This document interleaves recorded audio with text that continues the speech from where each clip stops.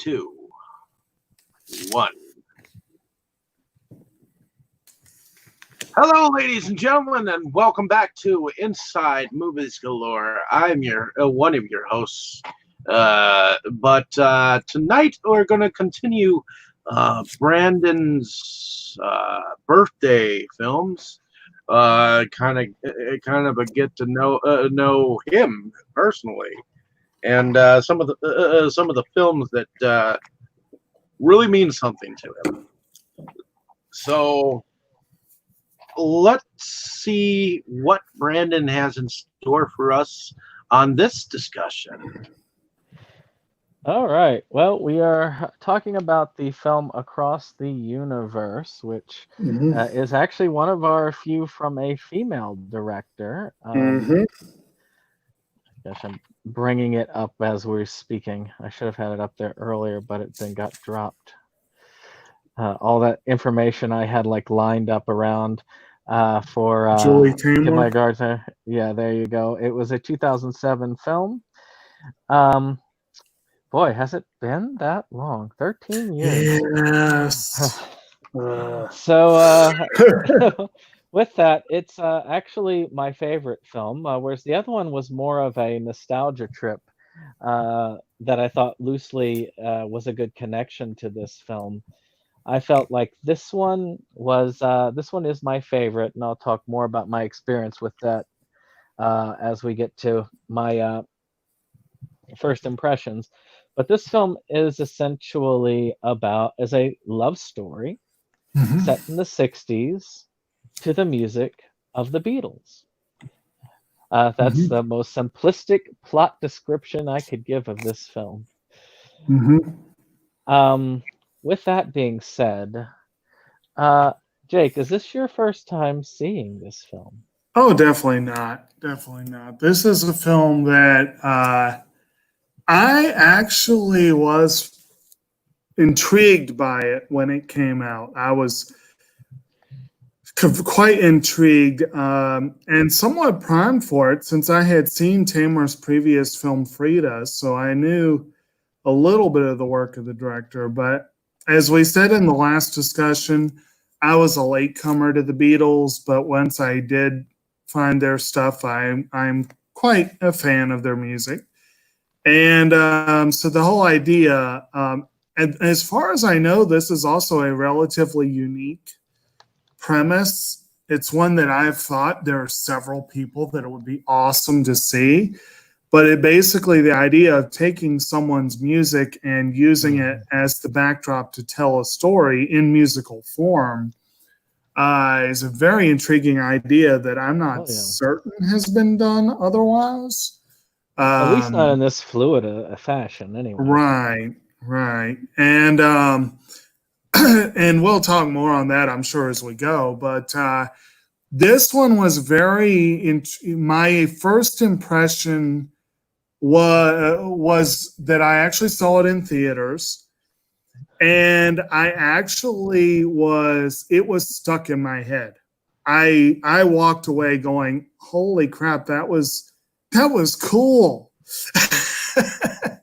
And it was stuck in my head. And I think it was 2 or 3 weeks later that I went back to see it again at the local historical theater, The Bird.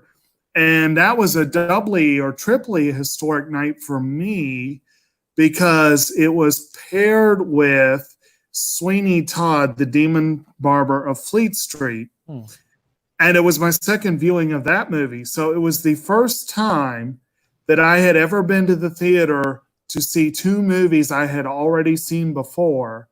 And it was also the first time I'd been to the movies for 2 musicals. And they are a very interesting pairing. Did it ever get paired with Juno out there? Because Juno came out the same year. Juno came out the same year, but I don't think they played the same weeks. But Juno... Well, that was the time frame where I was frequently doing repeat viewing. I saw Juno 7 times in theaters and Dark Knight 8 times. And I've never done that before or since with any other movie. So I was going to repeat viewings a lot then. The only thing I liked about Juno was the music. I love the music in that one. The done by the Moldy Peaches, and Yeah. I was really into them at one point in time. How about some steak and chicken? But yeah, so I got this one on DVD probably not long after it was released.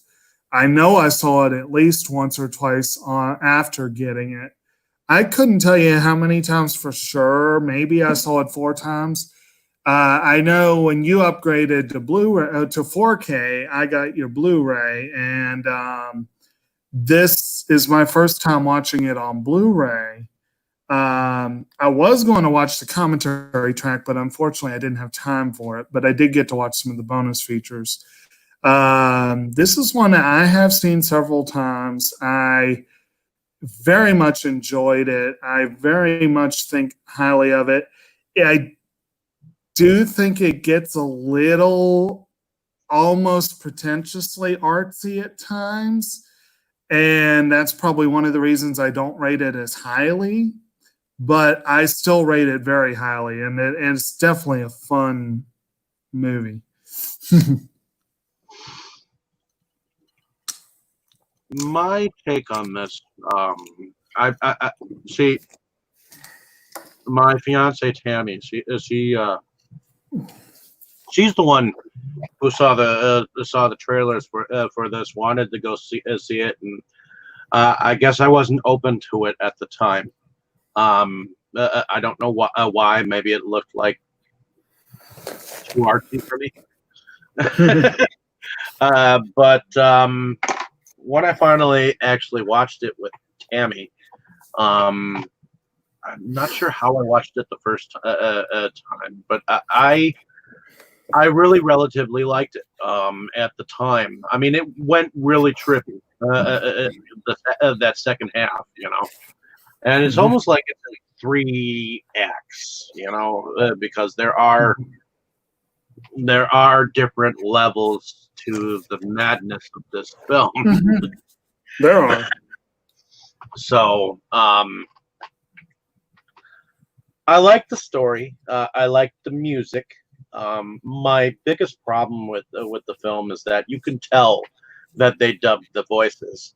It wasn't like it was spot on, perfection. I feel like they could have lined it up a little bit more, because you could honestly really tell that they weren't speaking it; they were lip syncing it. And that was my biggest turnoff. I didn't get that at all. I felt I've seen lip synced movies, and I'm sorry, but it just felt that way. Other than that, I feel like the story went well with the words. I mean, you've typically got a very interesting and complex plot line, which I'm sure Brandon can lead us into that.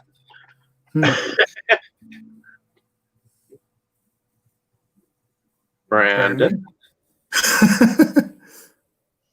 Oh, we may have lost him for the moment. Uh-oh. So I am curious though, like you just feeling like it was just, what's that? Did you mute yourself again? No, I guess it just stopped taking my voice for some reason. Huh. Okay. So because I was hearing y'all, y'all just weren't hearing me. Maybe your computer was trying to demonstrate poor dubbing. Maybe, I don't know. My first experience at the film actually was related to Jake's. Not quite, because I did not see it first in regular theaters, but I did see it first in at the Bird. It was a double feature. It must have been that with the Sweeney Todd. I think I associate Juno with this because I also saw Juno at first viewing in the Bird as well. And they were about the same time. And they were very close together. So and these are the only two films that have the unique quality of holding my attention for the entirety of the film. Hmm. I cannot say that for any other film. Hmm. For a film, Not Il Postino.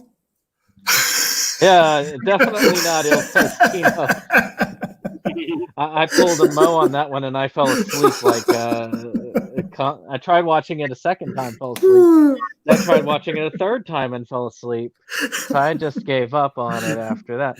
But because of that, I give it my favorite movie score because it is one of the few movies that I am like entirely there with. I mean, anybody who watches a movie with me or has been there, they'll notice I'm sitting on my phone, halfway distracted, doing like 5 or 6 things at once. And usually I complain about subs because I have to constantly read, and at parts where I get kind of bored of it, I'm still having to read, and I'll just miss the whole thing. But with this particular film, I wasn't bored any portion of the film. And I was surprised this time. Of course, I watched it in 4K, which, for better or for worse, revealed some of the blemishes on some of the stars a little bit more. And it was just as impressive and just as enrapturing for me. I kept trying to do other things, but I had to keep putting it down because I wanted to see what was going on the screen. I couldn't. Brandon, I've got to ask you then, because I know what setup you have, and if you watched it on 4K, you would have had a very, very clear line of sight into this. Did you think the dubbing was off? I didn't think it was entirely off. There were sections that I know were dubbed, like the Let It Be segment, for instance. But there were other segments that were not dubbed. The beginning song where Jude's sitting there by the beach, I can tell that's dubbed. But like the Strawberry Fields sequence, I know isn't dubbed because just in the film they did most of that entire thing live, including the visual effects of the projection of that on the face and having that duet. That all happened real time. I think I would have enjoyed this film a hell of a lot more if they'd have done the whole thing live. Bear in mind also that doing a musical live is very, very rare. Very, very few movies have done that. They made a big deal with Les Miserables because they did that, and it was like had never been done before for an entire film. So it's a very, very rare thing to do that. On top of that, you got to keep in mind that we're talking about complex scenes and scene structure. That'd be like saying that a complex music video was bad because it would have been perfect if they did it identically to how it was, but if they didn't dub it, I mean, some of it's going to have to be that way. It's just it is as it is. It just distracts me. Scenes. That's all. It's not that it took away from the film. I'm being one who was in a few musicals in high school. Maybe I have a little bit more of a perfection complex when it comes. But again, it's a difference though between a musical and a movie that has a musical element. A good example would be, Dave, those movies you've been a part of. I doubt that the majority of them, like Wrestle Massacre, I wouldn't have gotten mad if they didn't do it all in one take. That would have been a bit of an odd run. It's all a matter of complex scenery. Now, if it's like a scene that's like full on, it's all in one take, a vibe, and there are a couple of the song units that are done like that. But for those that aren't, it's a lot harder to go. And also, I watched it was the music producer was Elliot Goldenthal, right? Am I remembering that correctly? I watched on the bonus features where they were talking with him about the music, and he specifically talked about the girl sequence. He talked about the instrumentation he used. Yeah, Elliot Goldenthal talked about the instrumentation that he used there, and he said specifically that they had this sort of weird ethereal vibe that they were going for. And if there was a slight disconnect in the dub there, that may have been part of the effect they were going for if they were looking for something otherworldly. That is true. Just throwing it out there. But there's a lot of and one thing I will give them stuff props. in this, Yeah. One thing I will give them props for, the girl that plays Molly, Jim Sturgis' girlfriend in that early scene, apparently couldn't sing for crap, and they overdubbed her with Evan Rachel Wood's voice. Everyone else did their own vocals. Everyone. which is awesome. So that's pretty impressive. You actually had a lot of new talent in that, which was pretty darn Now, some cool. of them were professional singers, you know. Yeah. I'm not just talking Bono and Joe Cocker. I mean, some of the others were professional singers, but still, some of them. No, Bono, that's Evan like his Rachel first Wood. time. Yeah, I've he's never heard never of him sung before this. What's that? Who was in here? What's that? Sonny Bono was in here? No, Bono from U2. U2. Okay. Yeah, he played Dr. He was Robert. Dr. Robert, yeah. And he sang Lucy in the... No, wait, no, it was... Who did he sing Lucy in He the sang Sky I Am with the Diamonds? Walrus and Lucy in the Sky with Diamonds. Yeah. So, with that, let me go ahead and... Dave broke it down into 3 parts. I look at it as 4 parts, plot-wise. The first was the establishing, which just established the characters. Right. The second I consider like the golden years, the good times. And the third being the downward spiral. I mean, the third is the downward spiral, and the fourth being the resolution. That's one way to put it, yeah. I mean, again, these are just my take. I'm not a professional. Our resident director isn't with us today. Unfortunately. But I figure that's a good way to break down the movie, is talking about those various. Let's take a look at the plot here. We've got Jude, who is evidently a young man who lives in Liverpool.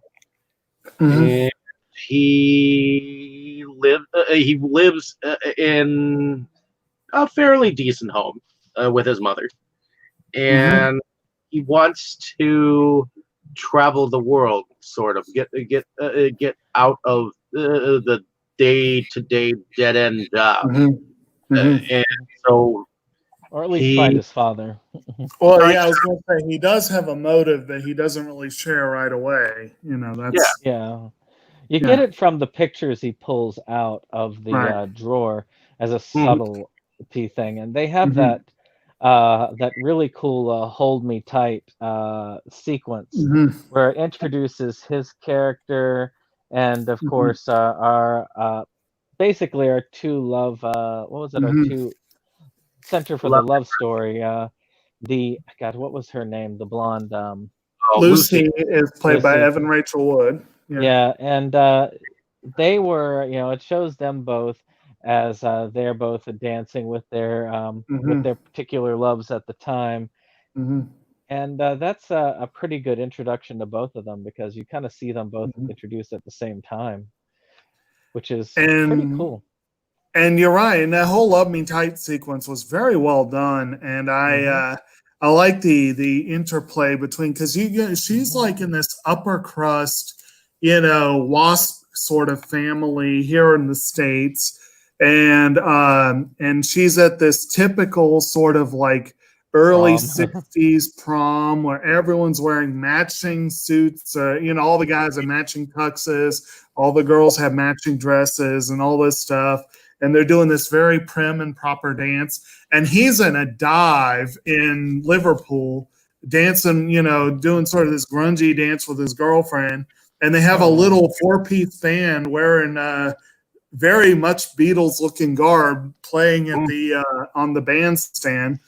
And this part is fascinating. Now that I know that Evan Rachel Wood sang both Lucy and Molly's parts, this is even more impressive at her vocal range, that she's basically comes off as 2 different characters in this scene, which is very impressive. I mean, I like also how, if you look at it, it kind of shows almost 2 generations of the Beatles playing, if you think about it, both type of bands, like your early, and then later versions of the Beatles kind of playing. That's true. Out. And actually, we'll talk a little bit more about that, because like the early ones definitely had Well, no, I guess the early ones were more like that Liverpool one, and then they were a little more polished sounding, and then they got and the little more polished sounding would be more like what you heard at the school, which is So as more you like what's that? I was going to say but continue. No, go ahead. I think I was between thoughts. I was I was gonna say, and I know that Brandon mentioned the love interest Lucy. So on that spectrum, she is dating a military man, Yes. and so these are scenes that are showing them together, and then he goes off to war while Jude is taking his sojourn to America. And Jude, he ends up meeting up with this frat boy named Max, and he in turn invites him to a family dinner, and that's how find out. Yeah, that he is actually Lucy's older brother. Yeah. Yep. You can't just gloss over. You can't gloss over that meeting because Max has this great. Oh yeah. He and Jude are fast friends, and they have this wonderful sequence set to "With a Little Help from My Friends." And Preston. What's that? Out in Preston, what I think it's Preston. Well, he finds out his father is actually a janitor. Max, where Jude lives, and he's like, "Well, this is where you live." I'm kind of looking down, yeah. And so they in turn go out and find this flat that is evidently run by this sexy, sultry, who just so happens to have a voice that sounds like Janis Joplin. Well, not just so happens, but yeah. Well, she was obviously modeled there, but we're skipping over we're skipping a lot of parts. A lot here. of it. We've got. You've also got Prudence's introduction. And I think was excellently done. I was going to wait on this for a little bit. We were talking about like the Beatles, like after they signed, but before they were really, really big, when they were first hitting the waves. I think I Want to Hold Your Hand was one of their early hits. Oh, yeah. And it definitely is this nice up-tempo poppy song that I really like. But we had this discussion, I think, last week of like how covers can completely change the feel of a song. One of my favorite moments in this film, I'm going to go ahead and throw it out there. I absolutely love TV Carpio's performance of I Want to Hold Your Hand. It is just, it's heartbreaking. It's just this really... She plays this closeted cheerleader in Ohio who just is completely lovesick over this other cheerleader and ends up hitting the road afterwards just because she's tired of just spinning her wheels. And you see a few scenes of her just kind of here, there, and everywhere before she really re-enters the story. Yeah. But I love that scene, and that was a way where that was one of the songs in the movie that they kind of turned on its head, and I really liked that. And the reveal that they did, really, that you knew that she was was after the cheerleader, because at first, if you're not thinking about it, you're thinking she's after the football guy, and then it pushes it over there to kind of throw you off guard. But it also establishes another trait with her, a personality trait, that when things get tougher conflict, she tends to cut and run, and that's more of where she pulls that later on in the movie. But it's an amazingly powerful. I look at her character. If you put this up against Les Miserables, I as a musical, as a character, she kind of reminds me of the character of Thénardier's daughter, who is in love with Marius Polemarchus, and she is on the sidelines, loving the man that Cosette is in love with, whereas in here, Jude is the man for the attention. Because and I don't think he's the only one that ladies seem to go after, but he is definitely a kind of a sex symbol, sort of, in here. Yeah. Yeah, I suppose you could say that. Well, he's kind of a stand-in for the Beatles, really, if you think about it. Well, a lot of he supposedly his life was partially modeled on John Lennon's. Like a lot of these were in some way, shape, or form modeled on. Like you mentioned, Sadie Dana Fuchs. How do you say that name? Fuchs? I don't know. She apparently they wrote the role of Sadie specifically for her. But she is modeled on Janis Joplin. Martin Luther is clearly playing a character who's Jimi Hendrix. Jojo is clearly a Jimi Hendrix reference. There's a few like that. And that's really another introduction. If we're going to get to before we get to that, we didn't even talk much about Max other than the introductory scene and the fact that they had dinner together with him saying, "Yeah, I want to drop out." He's sort of the black sheep of his family. Yeah, Max is an Ivy League college kid who evidently finds himself bored with the contingencies of his social standards, and he wants to buck tradition, and he just wants to, move and do things the way he wants, and school is conforming.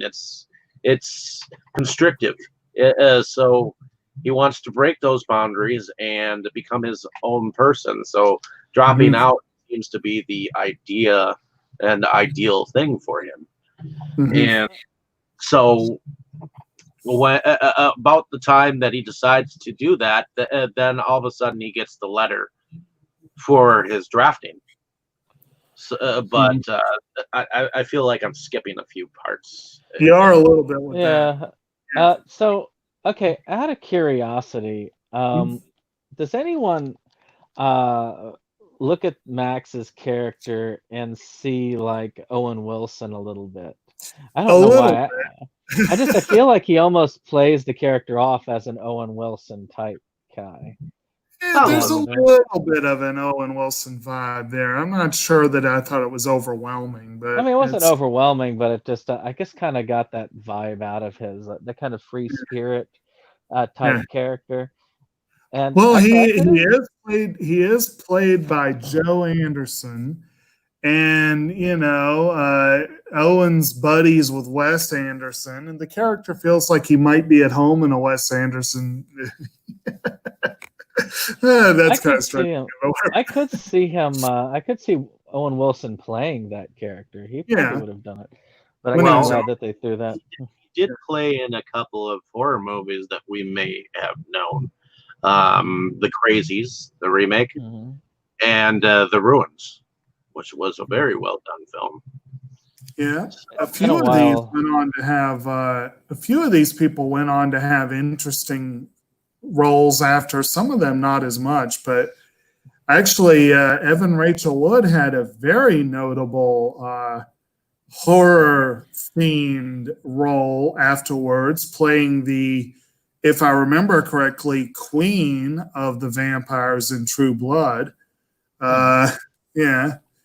She followed this up with The Wrestler. That was a good way to follow it up. I need to watch Drunk History. Since we were talking, I guess, about Sadie a little bit and her relation kind of to Janis Joplin. I need to watch. Of course, we see her at the very beginning kind of doing the foreshadowing with Helter Skelter. Which kind of throws just the full chaos and turbulence of the time, and you really feel that time big time. Right. And she come across as one of those just aloof kind of play it by ear, just in general Mhm. free spirit of a character. Well, Janis Joplin, essentially. Yeah. What did y'all think of her as a character? Well, she does have a hell of a voice. And She definitely yeah. does have a hell of a voice, but we don't we can't really talk about Sadie without talking about Martin Luther's character Right. as Jojo You and his definitely setup is to emotional. that song come together. Well, actually, back up even further because Yeah, I was gonna say. there's that awesome rendition of "Let It Be" that Yeah. you know, you got. Yeah. We definitely don't want to skip that because Yeah. that song, I mean, hearing that again and watching it almost brought a Mhm. tear to my eye because you can feel that in the times and struggles of Mhm. today. A lot of that coming across, Mhm. a lot of the, and I can see if things go poorly for the next Mhm. 4 years, I can see it getting to the point where you've got the National Guard just shooting Mhm. people, and it Yeah, could come back Yeah. to that. It's already been threatened, Yeah. the so it's child. just Yeah, this scene was a direct reference yeah, to the Detroit riots, yeah, and actually, I watched in the bonus features. They showed the audition of the little hmm boy that plays JoJo's brother who gets killed, and the woman who does the actual oh yeah, leads the gospel choir. And at the end of the audition, she's in tears, and Julie hmm Taymor actually goes over to comfort her. And I was like, "Whoa, that's an interesting audition." and it wasn't the But first time I've heard kind of a gospel rendition of that right. particular song. Because it does Mhm. have a big, I've seen it have a big impact on that Mhm. community. It's Mhm. a amazing piece that's just taken even to bigger heights through that. It's Mhm. very emotional. Now I can't This is remember, another was it film his because son that died? It was a That was relation, I his think. brother. Brother, this yeah, I is was thinking it was a brother. I feel like maybe on the Mhm. chopping block because of that particular scene. Mhm. Well, Because I would actually, Mhm. it's got a white man shooting a black man in that scene in the background. So Well, that's the Detroit riots. I mean, yeah, no, I but actually, you well, know, actually, that's going the opposite of what would be considered cut because this is more of a reflection of reality. right. Whereas oh, a lot of the things cut was a reflection of unreality. I we mean, know that, but the yeah. Mhm. public doesn't know that. Well, Yeah. it's all dependent. I mean, Mhm. if it gets to Yeah. the more of the aspect of, Mhm. well, we need to go more white power. These are good people type aspect. Then yeah, I could see that, and it's possible.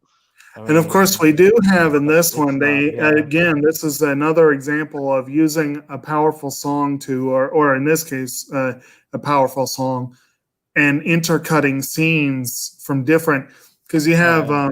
JoJo's family at the funeral for his brother intercut with Lucy and her family and her boyfriend's family at his funeral. Hmm. And so you have these like two simultaneous sort of showing, you know, very different people experiencing similar things, you know, that's kind of, Mhm. Well, yeah. while Mo and I were watching that particular scene, he relayed to me either his uncle or grandfather or whatnot, when he had to stand in for one of them at one of their funerals, he actually had to hold the flag, Mhm. and Mhm. I thought since he's not here, I figured I'd mention that because Okay. for some reason, him seeing the flag being handed to the family, he recalled that, and he didn't think that he'd have to hold it like the way that he did, during his that funeral, but he was honored to do it. So I mean, it was a very sad scene and all of that, and also, yeah, I mean, it was it was the introduction to a Martin Luther and his reason for leaving when he did for New York, Mhm. but also it was a defining moment for Lucy as well not just Mhm. for her taking up with her brother and going to New York, but also for what she does later on. It's Yes. a so they were very. I mean, to me, it was an excellent piece, most assuredly worth going in. But then it goes into the come together thing, which Mhm. I do love how it starts off with that street guy just Right. with the bathrobe just going at it like it's a And crazy rant. I do love. I didn't realize this before, but that bum and the pimp and the old hippie are all Joe Cocker, and he's like leading this song as JoJo is walking around New York, and he's in all these different roles, and and he does do a fun rendition of the song.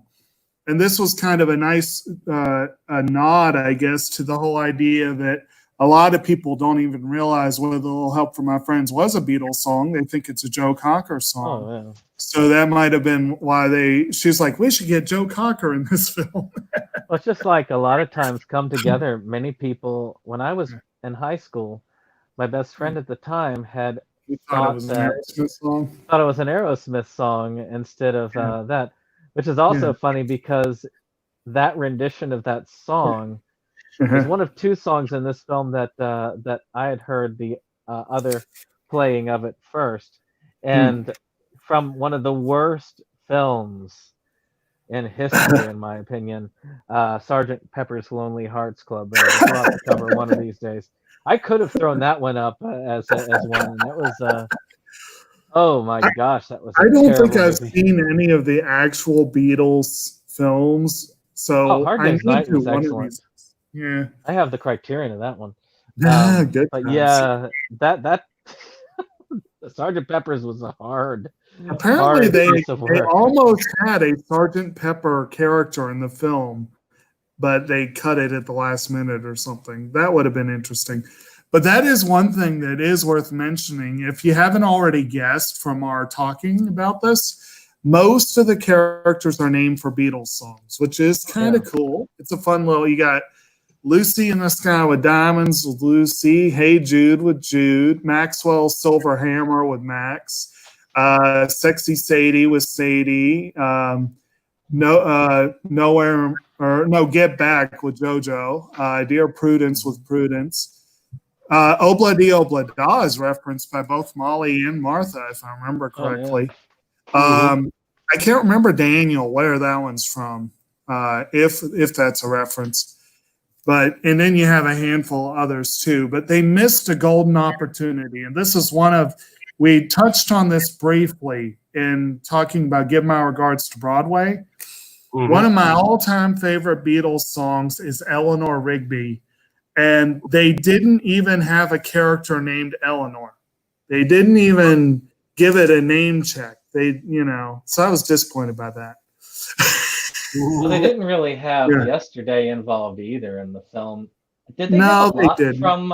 Actually, I don't recall a ton from Revolver, other than actually no. Good Day. They was mostly from Abbey Road, the White Yeah. Album, and Sergeant Pepper's Lonely Hearts Club Band and Yeah. Magical Mystery Tour.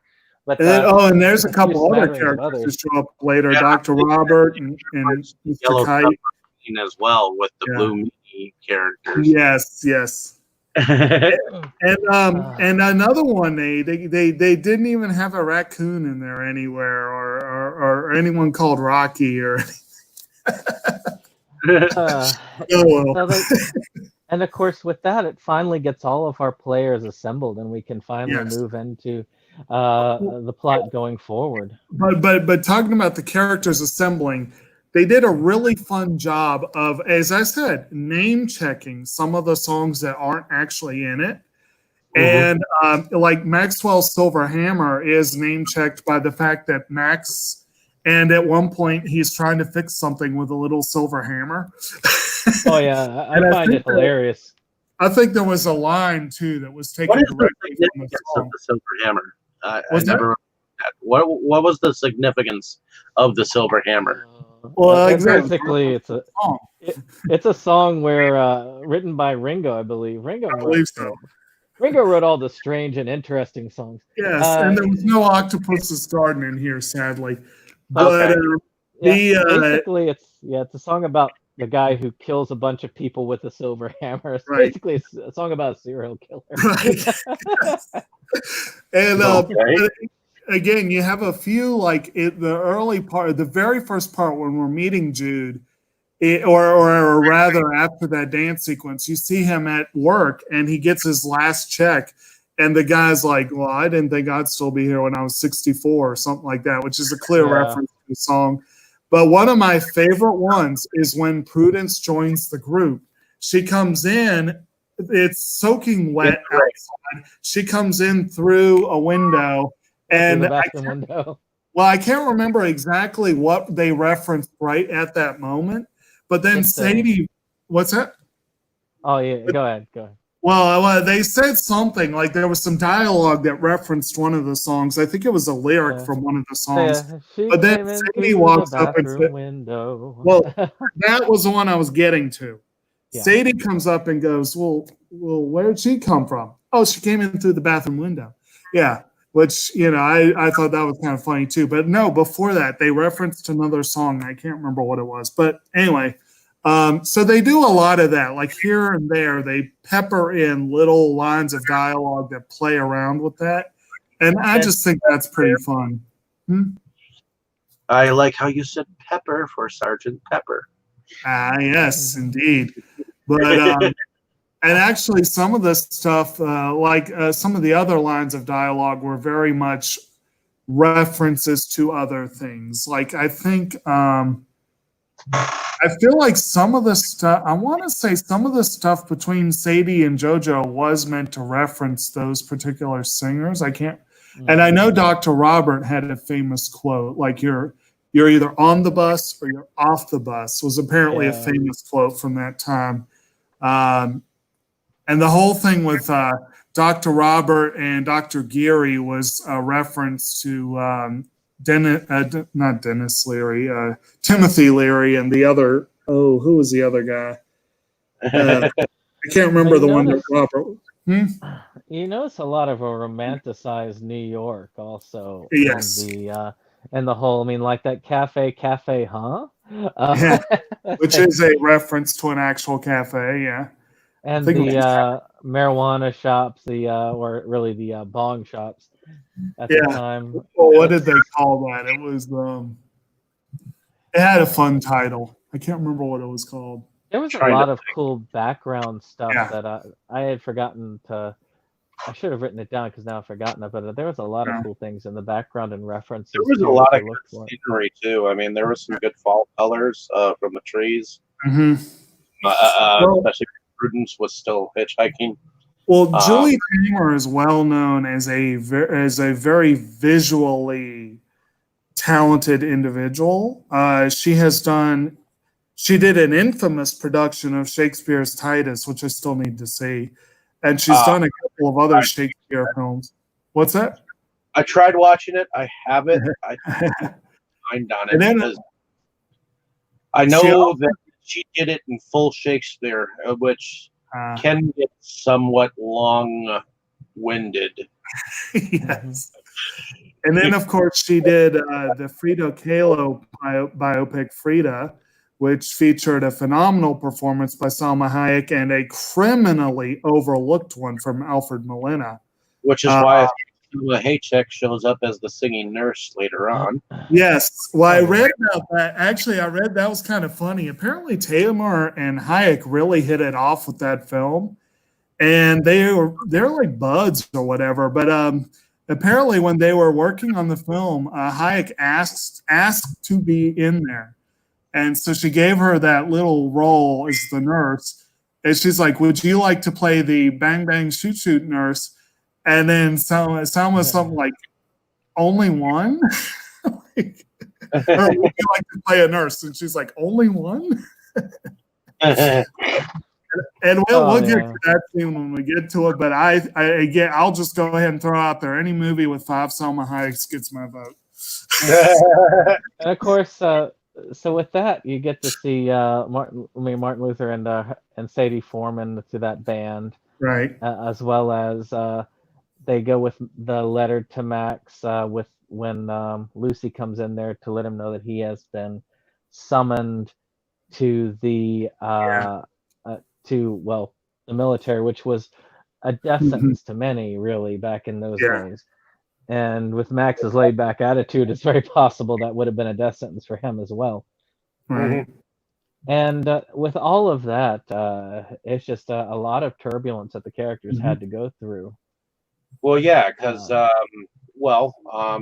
have the turbulence of the anti-war movements, and then you've also got the it's in there, but it's not really really talked about really all that much up until like Martin Luther King Jr.'s assassination. That that there is the inequality among the colored people, you know. So, and to me, that kind of goes through all that whole social atmosphere of the times, you know. There's a lot that ties into that time period, and we're just seeing the white angles of it somewhat.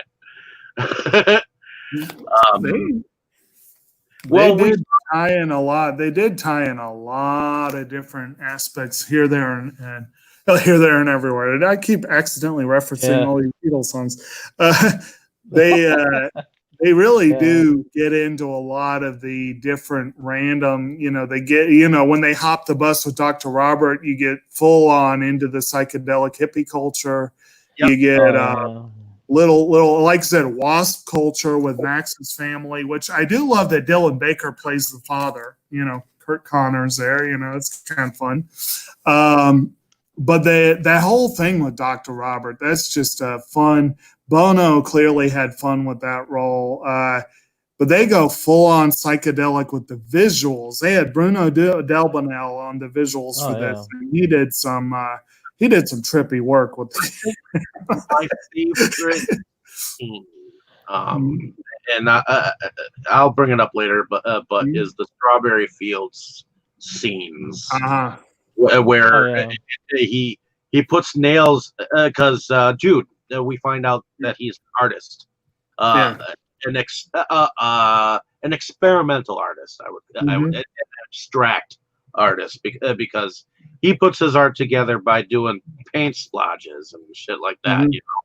And during that moment where you know Lucy has kind of joined with this cult like protesting and shit, and he's into his own art, and because he keeps hearing what's happening going on with the war, thinking about Max and all that jazz. And that's a very interesting scene where Lucy just stares into the TV, and Max comes up on the thing, and he's got people dying on all sides of him in the Vietnam area, you know, and it's the Strawberry Fields forever.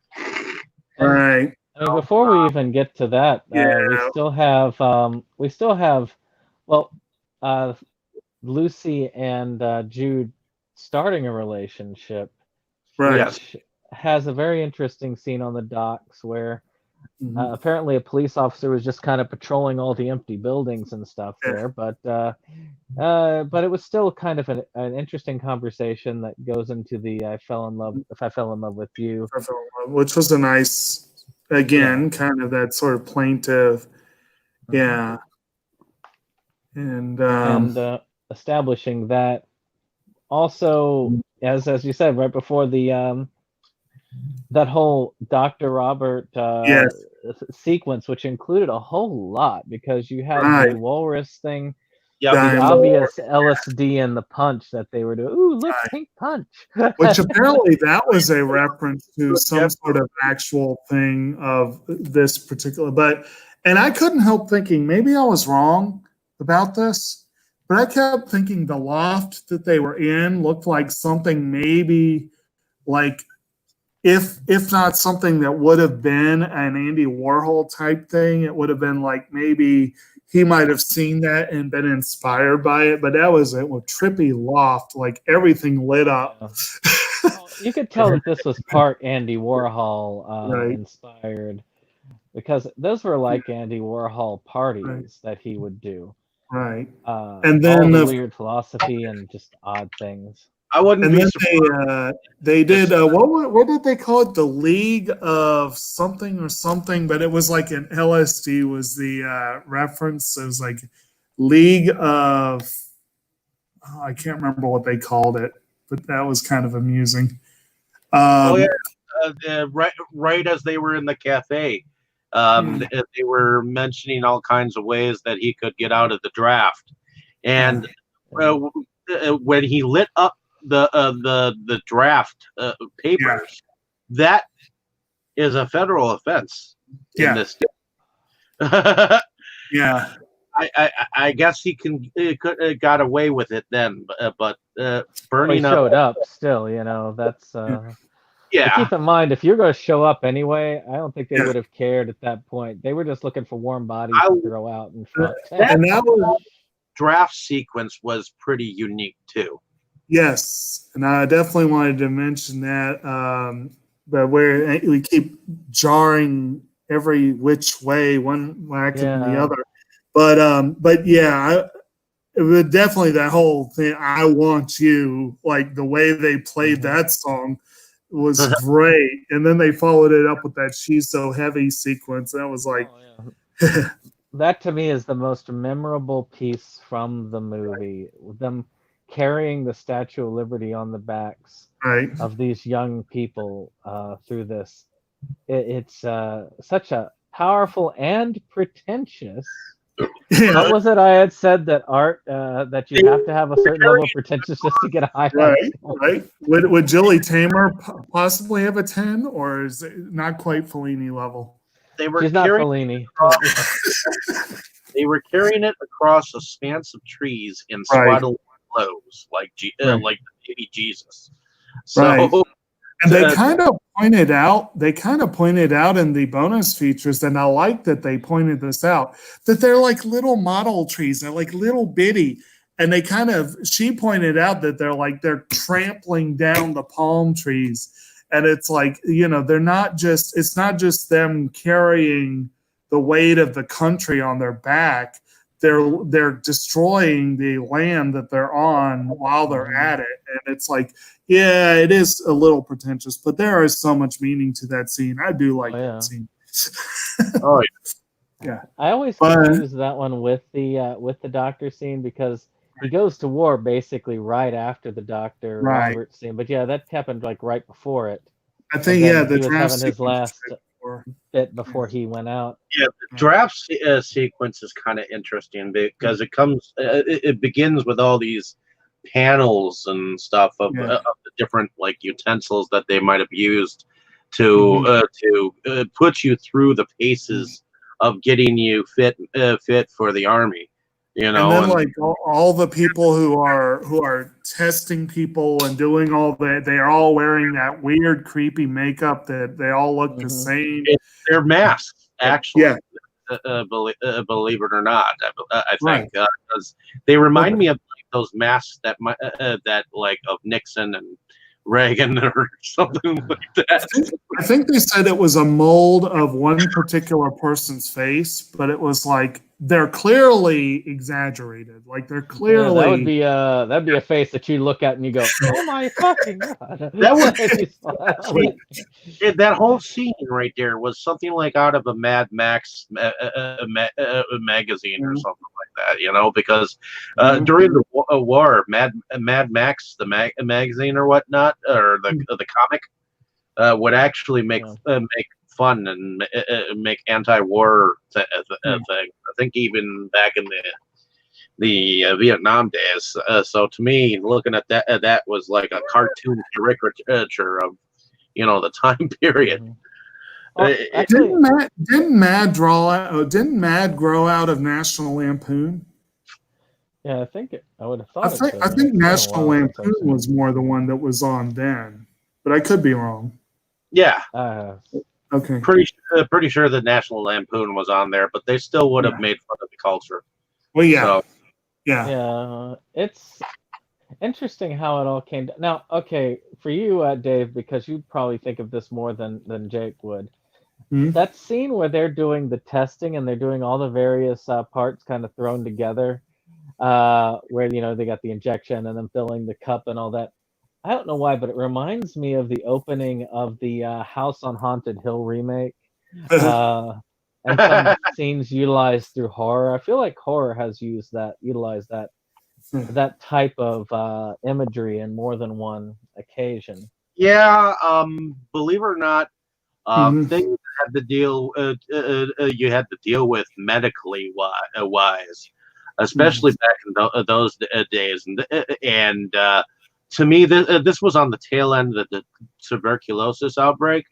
Mhm. So as well, I think, because I believe that there were still some psychiatric wards and the stuff that were open at this point in time that would be treating that kind of shit. And all the different medical ways that they would test you in the army were probably more barbaric than what they would do now. And Where it's where it's more like astronaut testing, where they make you you have to be a certain weight, you have to be a certain height, you have to be a certain age, and your health has to be like impeccable. well, and they even reference that where like Max says something like he rattles off all these things that are wrong with him, and he's like, "Well, at least you don't have flat feet." And then Right. when they get Rating. 81, I think was the Like, rating. is there any reason why we shouldn't allow you into the army? Yes. Like, I'm a homosexual, whatnot, and of Right. course the flat feet line. As long as you don't have flat feet, approved. Right. Or when those Uncle Sam posters came alive, that was also Yeah. just the whole scene was surreal and creepy and disturbing, which Yeah. to somebody in Max's case, I mean, none of us can really truly identify with how he felt because again, this is not like his girlfriend. I mean, like uh, Lucy's boyfriend, who was you know willing to die for his country. He couldn't wait to get there. This The, was after the war had been going on. We had known that we were losing.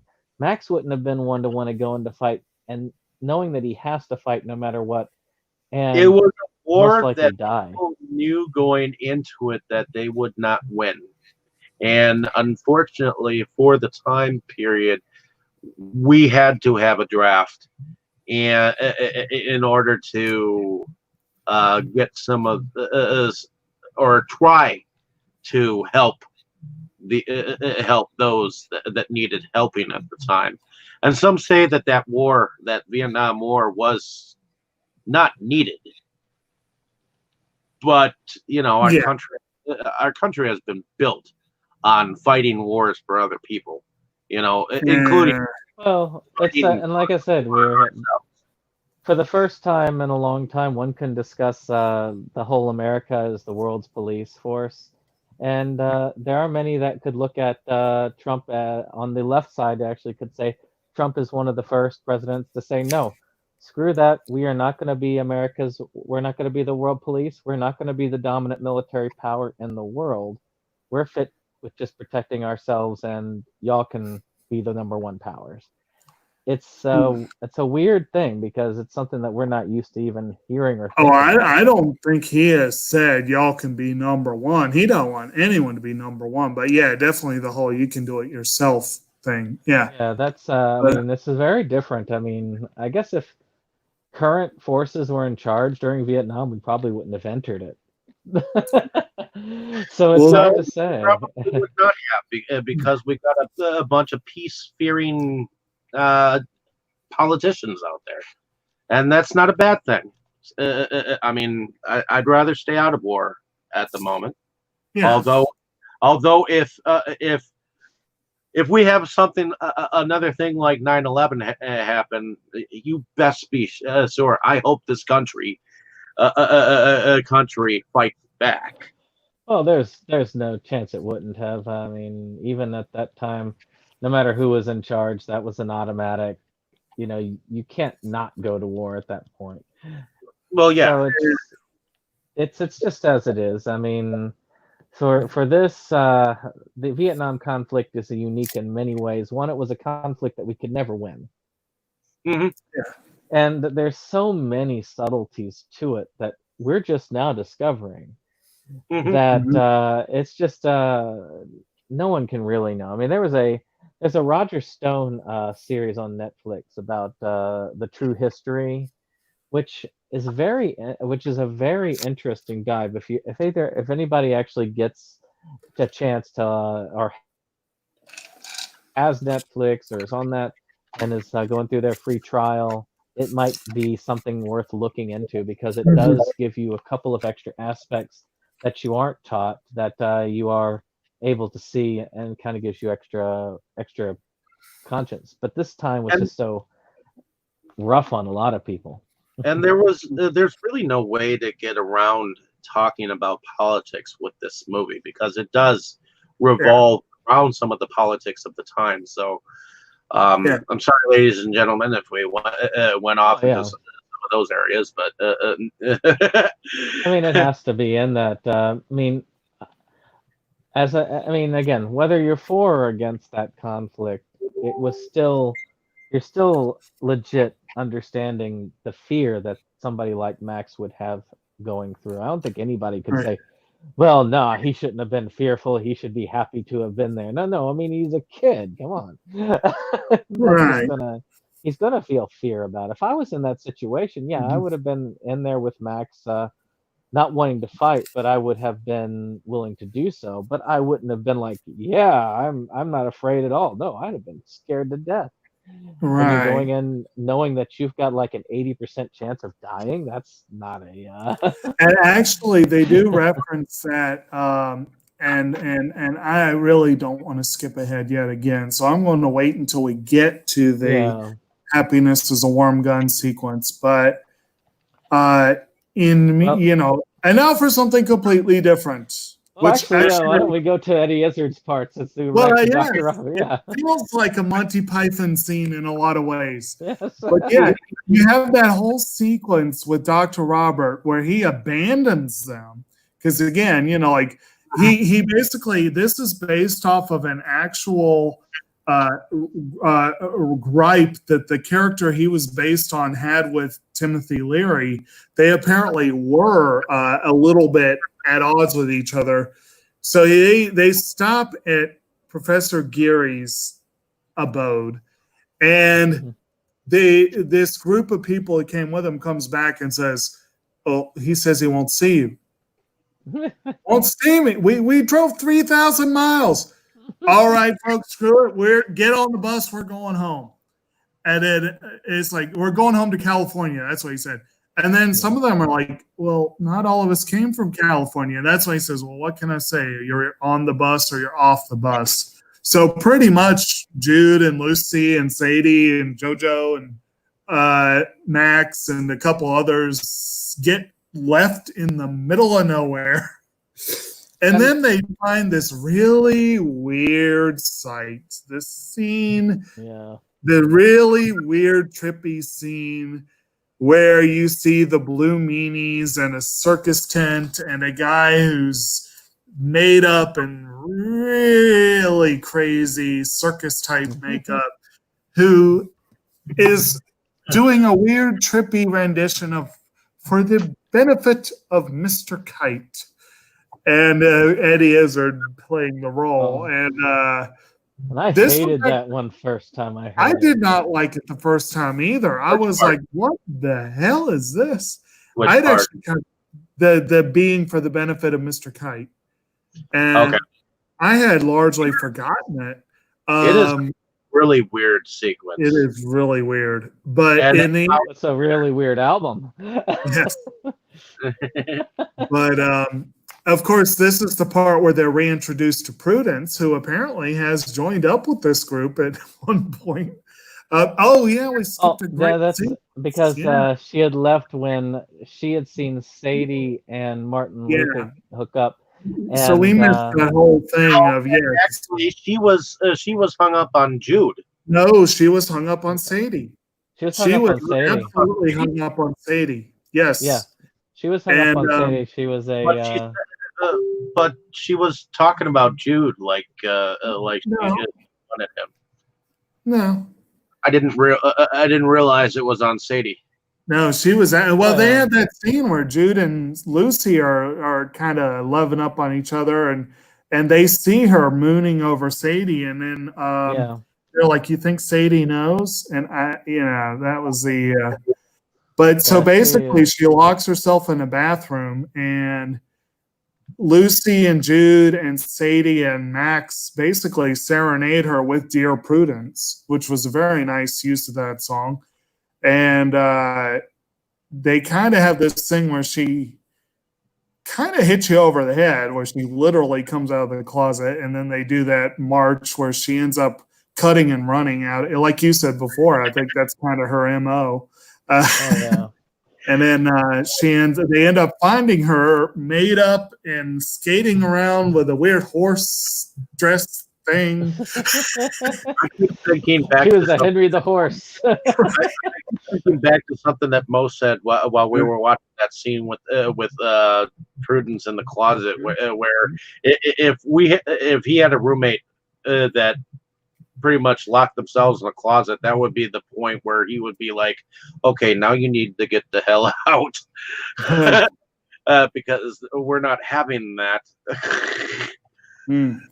Or whatnot, and I certainly wouldn't be singing to help her get out or whatnot.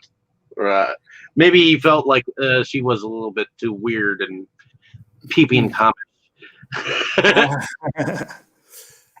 Yeah, well, she was in the closet, so she had to finally get out of the closet. Right. And that scene reminded me of the South Park episode with Tom Cruise in the closet. So, but okay. But there's some more height. Yeah. She's a little cuter though. But, yeah. Yeah. Anyway. Actually, I don't know if anybody. Okay, so was this as noticeable because y'all watched versions? Now I know that Jake watched out on Blu-ray. What did you watch it on, Dave? Oh, I watched it on DVD. Okay, so it could be that I'm just not whether I didn't see it the first time or not, but of course for Prudence she had that kind of discoloration on her lip. Did anybody else notice that originally? I don't know if I did, but yeah. But I mean, it doesn't matter a lot, but it's just one that I thought was kind of odd because I hadn't noticed it until I watched it on 4K. And I don't know if this is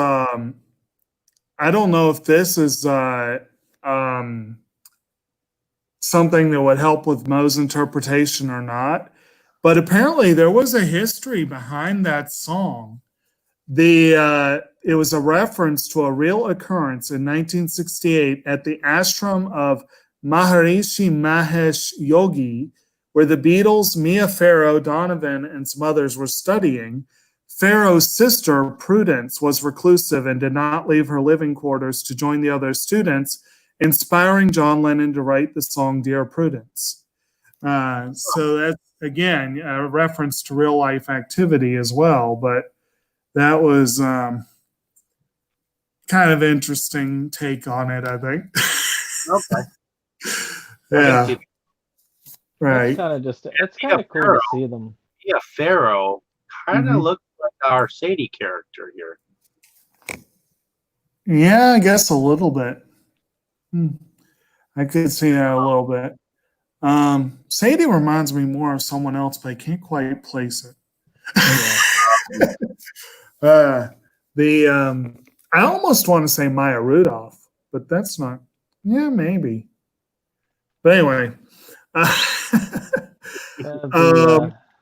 So we can get into the war, I guess. Well, I was going to say also you have that super. You probably blocked this from your memory because the song was featured in American Beauty, but they have that super interesting rendition of Because that immediately follows that one. where they're all laying in a field, kind of spread out like a flower all around. That was kind of a neat little sequence. Actually, But you yeah, want to know what's weird is that song. mhm. My experience with that song is again Sergeant Pepper's Lonely Hearts Club Band with the original rendition that Alice Cooper did, Oh wow. which is kind of fun. If you haven't heard it, you should. I mean, Alice Cooper has it on one of his albums, Hmm. so it wouldn't be wasted because not many people are going to watch that terrible movie. Um, you had a lot of covers, but not too many of them that were noteworthy that came from Sergeant Pepper's Lonely Hearts Club Band. Well, if I But remember a lot correctly, of some of the members of the Bee Gees were in. they did one too. Yeah, Hmm. it had for such a terrible movie, it had an amazing amount of star power. Well, Unfortunately, it was yeah. star power that couldn't act very well, and because it was all a bunch of musicians. It was. I mean, I've got it because you got to collect something that terrible. I need to pick that Uh, up eventually myself. So So yeah, you've got me curious now. So we're seeing Peter Frampton, the Gibb brothers, uh, Frankie Howard. Well, Donald Pleasance is a legit actor there, as well as Steve Martin. Yeah, you got and they Alice Cooper, and Earth, Wind, and Fire. he was and Alice Cooper was a Nazi at the time too when he played it. So Oh, he played a Nazi and character in it. George Burns played Mr. Kite in that one.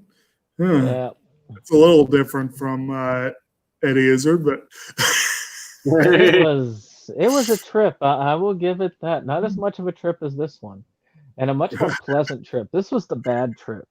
That was the bad trip. uh, good Uh, time. you didn't Okay. get the pink. You didn't get the pink stuff. You got the brown stuff, and that was what you took in.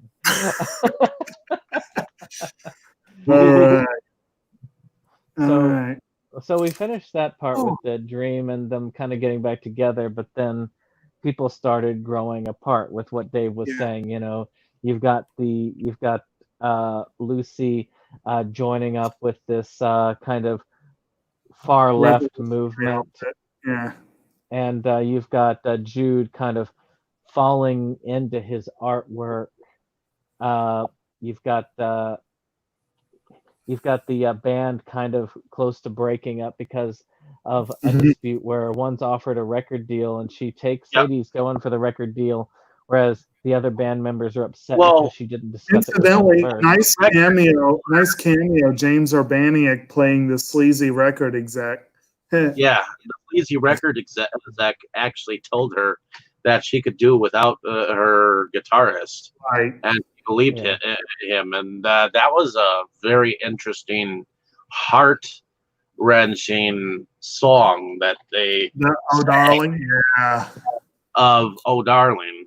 Yeah, they're So, having a lovers' quarrel on stage, and it yeah, was very interesting.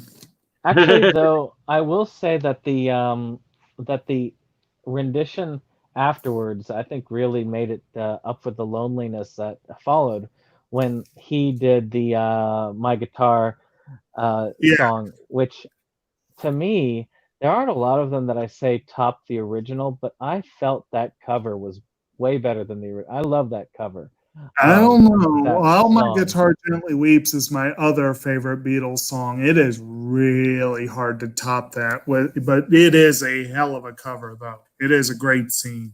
So yeah, it is an amazing. Like I say, it's for me it was better, but I understand if other people. It's just like to me when Jude does the Revolution one, I like that. It Oh, has I more of a like. feel to it. But Yeah. So we have Jude storm the castle, as it were. He's fed up with the long hours that Lucy's spending with this guy who he thinks is just a Don Juan. He doesn't even think he believes what he's doing. And so he comes in storming the offices singing Revolution number 9. And yeah, that was a pretty fun pretty I'll fun admit, moment. if you've got like Chairman Mao pictures on there, I'm like, Yeah, nah, man, you're way too off for me. right. I mean, I may lean to the left, but I don't lean that far to the left.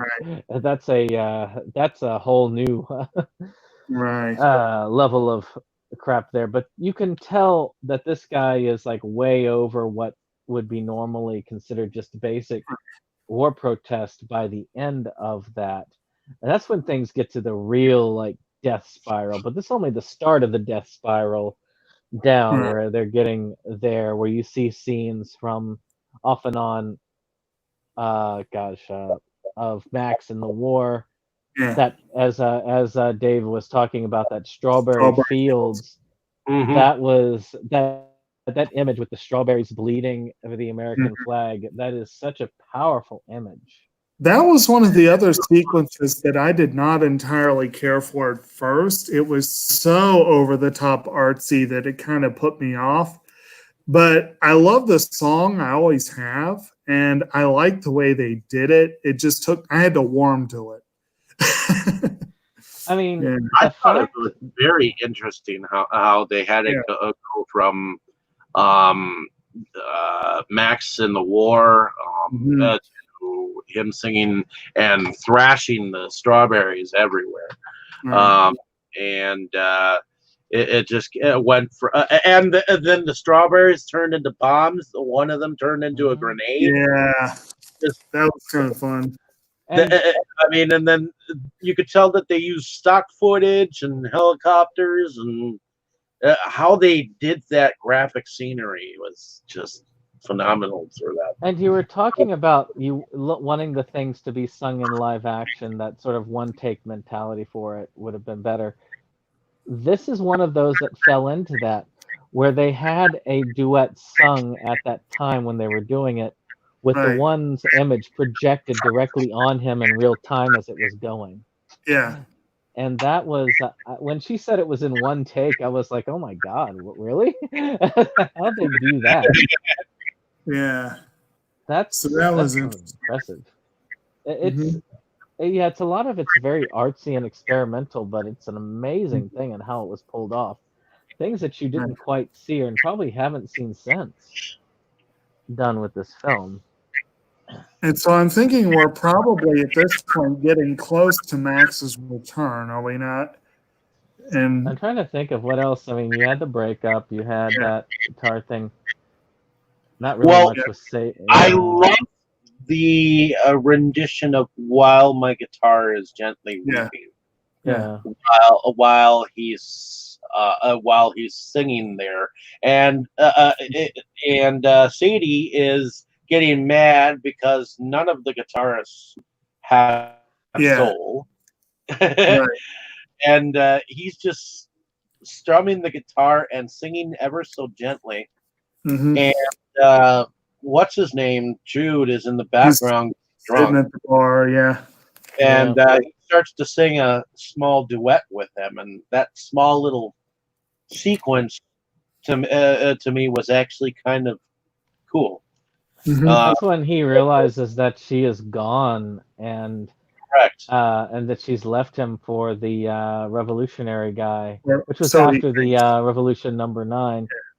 And then he gets arrested and deported. This is before the scene Correct. where Max But returns. before all of this, he actually went into the protesters' lair, and he like fucked with their shit. Yeah, revolution number 9. Yeah. Basically told them, "You want to start a revolution?" Yeah. You know, and he's just going all over this guy. But it's partially done in jealousy, but partially the truth. You know, I Yeah. mean, The whole violence is not the answer there.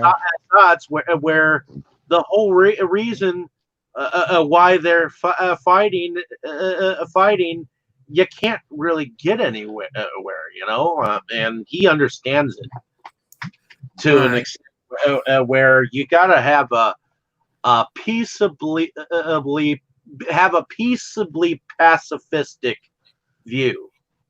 Well, it's as he said, is like, it's like, well, what about the? It's like, well, I said I don't have a cause. That's the problem.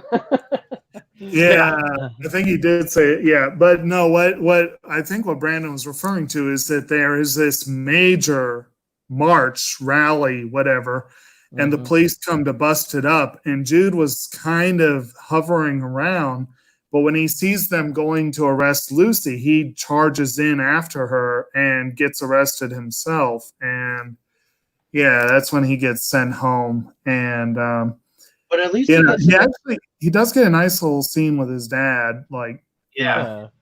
He came to bail him out and ended up helping negotiate. Basically, they're not going to charge you, but you got to get the hell out of there. So yeah.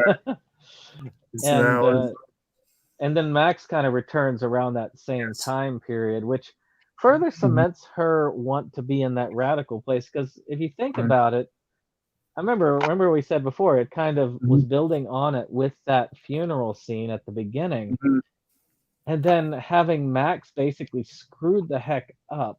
Of course it was going to, and she's telling her mother, it's like all this stuff going on.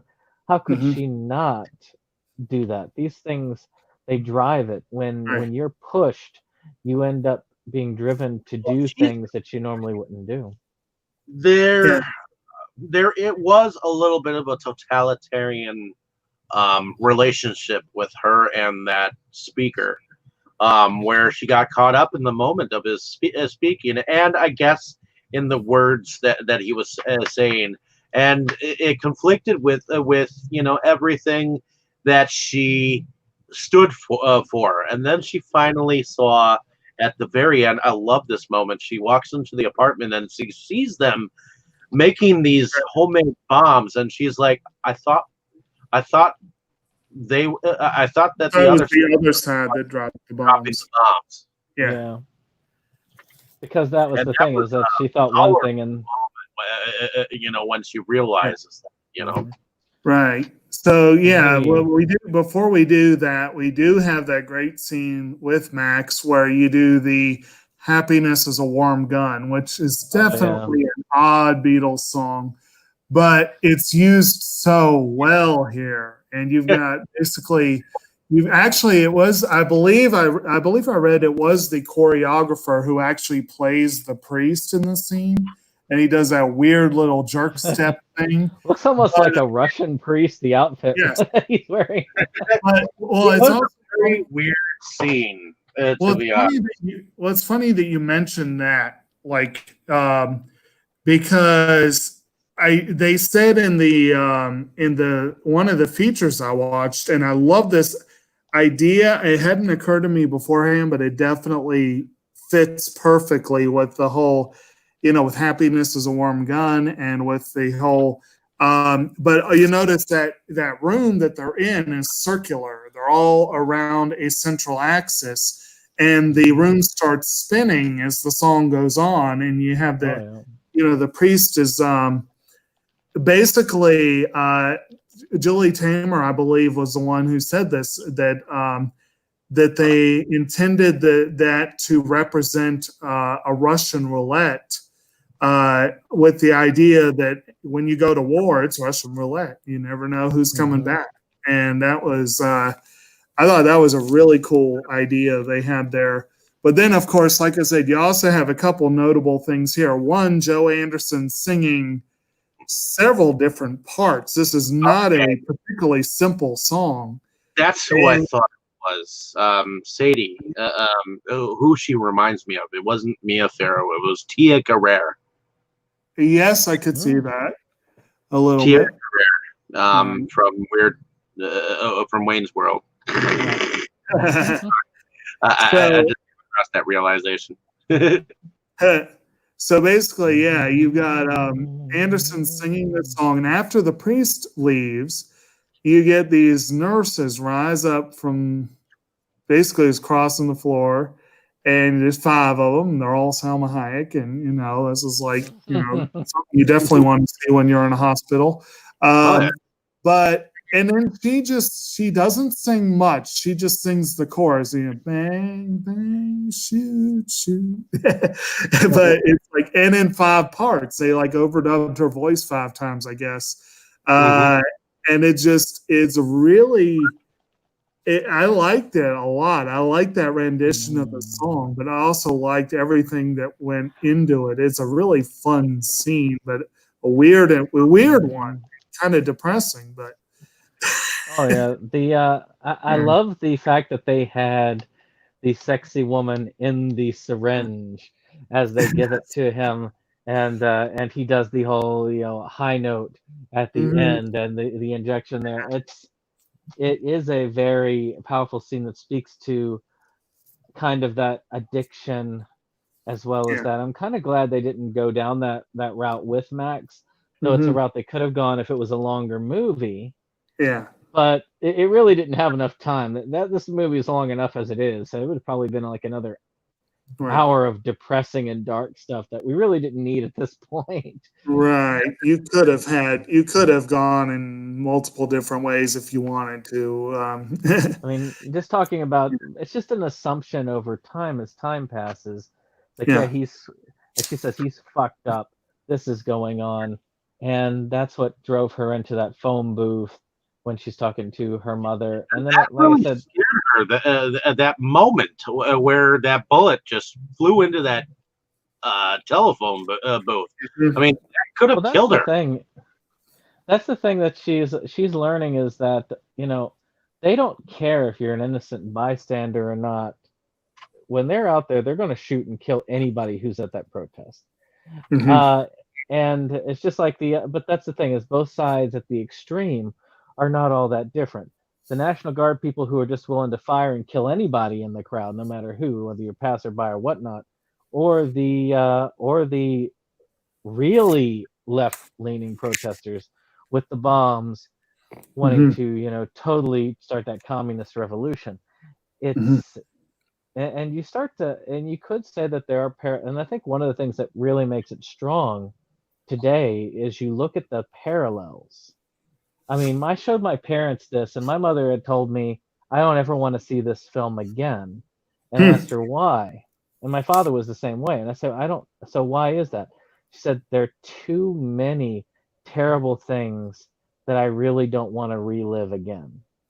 Hmm. And I mean, that's the thing. She was briefly a part of the peace and love type thing when she was there, even though she was raised fairly conservatively. My father was in the opposite end, as hard to believe as it is. Kind of, he was raised more on the peace and love end, and was more of a conservative. He was a very Ronald Reagan Republican type individual. And Jake, you know my father, so you know this is kind of an odd thing, right? Yeah, a little bit.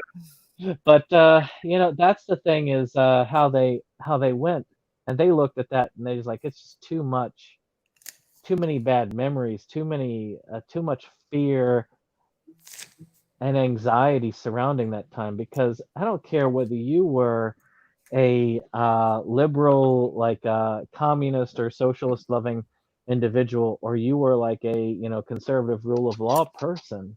I tell you That what, was an extremely pro- scary time. I tell you That what, all the protests that have been going on within the last 2 years, at least, it kind of reminds me of some of what went on within this film. It Mhm. brings to light the fact that there are violent protests that were out there that were dividing this country. We almost were in civil war, I think in the '60s. You know, Yeah. especially after the assassination of Martin Luther King. oh, That that's was it. a very tumultuous time period where a lot of That's people were feeling a lot of different things, feeling a lot of different ways, and they didn't know what to do with their anger and their fear. You Mhm. Well, know, see, it's a lot like war. When you think about it, both sides building up and building up, and then when one side builds up, the other side builds up. So and I that's look at that's a the scary thing. the similarities in this film, Right. and I see parallels. Hmm. Parallels of those time periods, Well, and we're definitely seeing parallels today. That's not in dispute. This That is is not actually, and in truth, I feel like if you're looking at things from one side or the other of the aisle, it's not very different for each side's fears. I can acknowledge both sides' fears and nervousness, but and both sides have some. I'm not going to go into like full arguments, but I will say that I think that both sides have things to fear for. But it's definitely we all definitely fall on one side or the other of that conflict. And I'm not going to and I will say it can be fearful. I mean, for somebody like myself who looks at this as like, why should I bother having a child that'll just be shot down in the street? Mhm. That's a thought that can come to my mind. And many people will say, well, why should I bother? These people who are rioting are going to burn down my shop.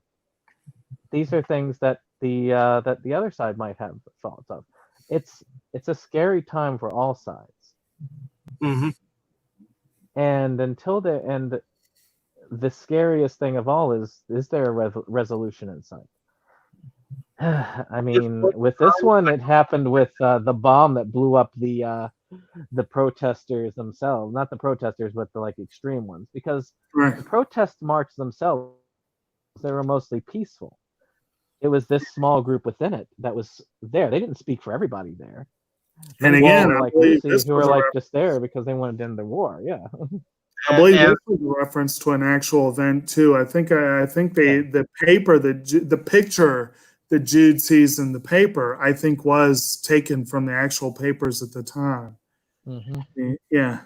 yeah, It's I do think that there was a white supremacist a group that somewhat acted like the group that Lucy was in, or something to that effect back then. Or I'm not sure if it was white supremacists. It was an anti-war movement, and it it, it just came to a point where neither side realized which one was fighting whose war. Who who was the enemy. well, You Mhm. know. I mean, we were at if you start up a fight, you have to know how to finish it. we were at war with ourselves and with everybody else. Mm-hmm. Kind of like today. Oh, Kind of and if like today. Very much. we're fighting other people's wars, then we're only fighting with each other. So, But I think that's where the movie gets even more power from, is that there's a lot of that parallel to today. oh yeah, I agree. But anyways, getting back to the film. So after the gun song, Mhm. there is an interesting segue here where Jude and Max are sitting at each other's respective bars, and they look into the mirror, and I think it's more like they're writing letters to each other, but it's very interesting how they're singing to each other. Right. The one telling him to come home. All you got to do is just go up to that immigration office and come the fuck back over. So And of course, set to "Hey Jude," he Yep. kind of, which could have actually been the way he started those letters. It would make perfect sense. yeah, And you also uh, have a nice little scene of him and Lucy sitting at the docks and her singing "Blackbird," which is another really nice little song. But again, before that, he kind of thinks she died, or he thinks maybe she did, because he recognizes the building in the paper. But that was kind of an interesting where they did an instrumental for "A Day in the Life" and didn't actually go into the songs, but there is the paper kind of was a reference to the lyrics there. But that was kind of an interesting. If I remember correctly, they had the paper explode too, which kind of fit nicely, I guess, the whole thing. But that was the reintroduction. Like that whole girl sequence we talked about is him on the beach after, and this is kind of bringing it back up to. It's one of those movies that does the introduce at a certain point and eventually get back to that point, and then Actually, when you talk about A Day in the Life, I'm wondering if any of this had the reference to the Paul McCartney is dead or Beatles are dead thing that went around during that time period when that song came out. I don't know if you're familiar with that, but that was one of the big rumors around at the time that Paul McCartney was actually dead. Mm. The day that John Lennon died was a very sad day for a lot of Beatles fans. And to be honest, a lot of people thought that the Beatles died at that moment too, which is part. This is a different reference I'm talking about, though. This is back in days when Sgt. Pepper's Lonely Hearts Club Band came out. There was this thought that John what was that? Not John Lennon. Paul McCartney, darn it, had died, and they were covering it up. This was a big thing. I remember my father telling me about this, which, again, this was these types of things like the Beatles, Sgt. Pepper's Lonely Hearts Club Band was that one and Revolver were the two albums that me and my father kind of bonded over when I was really young. And not having had a very close relationship as a teenager or as an adult, still kind of an important thing to me. It's kind of why some of these films identify with me, like Give My Regards to Broad Street, like Mad Max Beyond Thunderdome, because they come from that era. Mm-hmm. And with that though, I mean, it was interesting because when you're talking about that song, I mean, that was one, and then a friend of mine that was in a punk band when I followed them in the late '90s. He had told me about that rumor as well, because he and that group did a punk cover of it, which I wish they had recorded because that was a really cool cover. I mean, imagine that song at like triple speed. A Day in My Life? Yes. Yeah, that'd be interesting.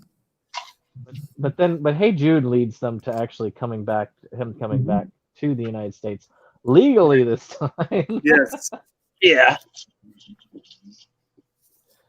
Which I'm not sure how he did that with being deported the first time. I know. I was kind of wondering, like, the things must have been a little easier back then.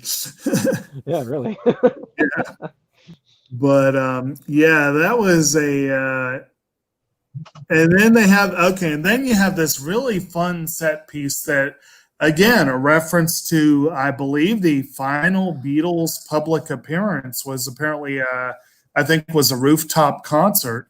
So you have this reunion, if you will, of Sadie and the Po' Boys, her and Jojo and whatever, and they're up on top of this building singing "Don't Let Me Down." And, you got everyone shows up. Jude meets Max at the airport, and they get there just in time. And Prudence is up there and everything. And Lucy's been invited but doesn't know, he's there. She gets there, and she sees that mascot that Jude had created. And that's when she's like, well, fuck this shit. I can't deal with this shit. Sort of, yeah.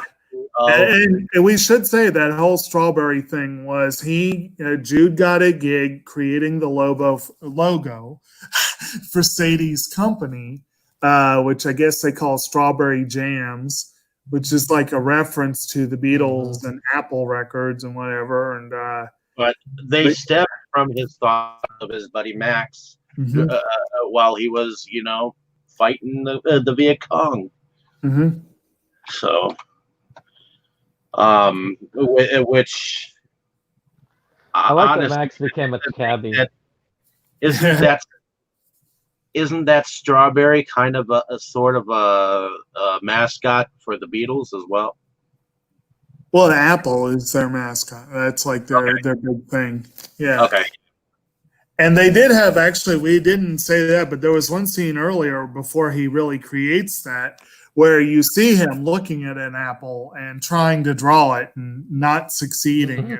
And then he cuts it in half. And so you see like the in and out, like the two sides of the thing, which was kind of a fun little thing. Oh yeah. Yeah. But then, of course, the concert gets broken up by the cops, and Jude hides and comes I gotta back. say something about the cops.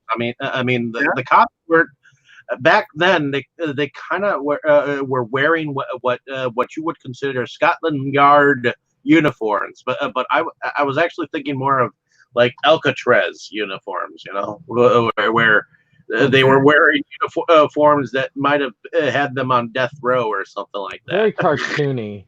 They reminded me of Ernest Goes to Jail. The uniforms they kind of wearing that. I joked that what did they borrow the uniforms from the Green Mile or something like that? Well, is this like the whole? I wonder if it's like. Let me see here. I know what you mean, though. They did seem kind of like a stereotypical sort of.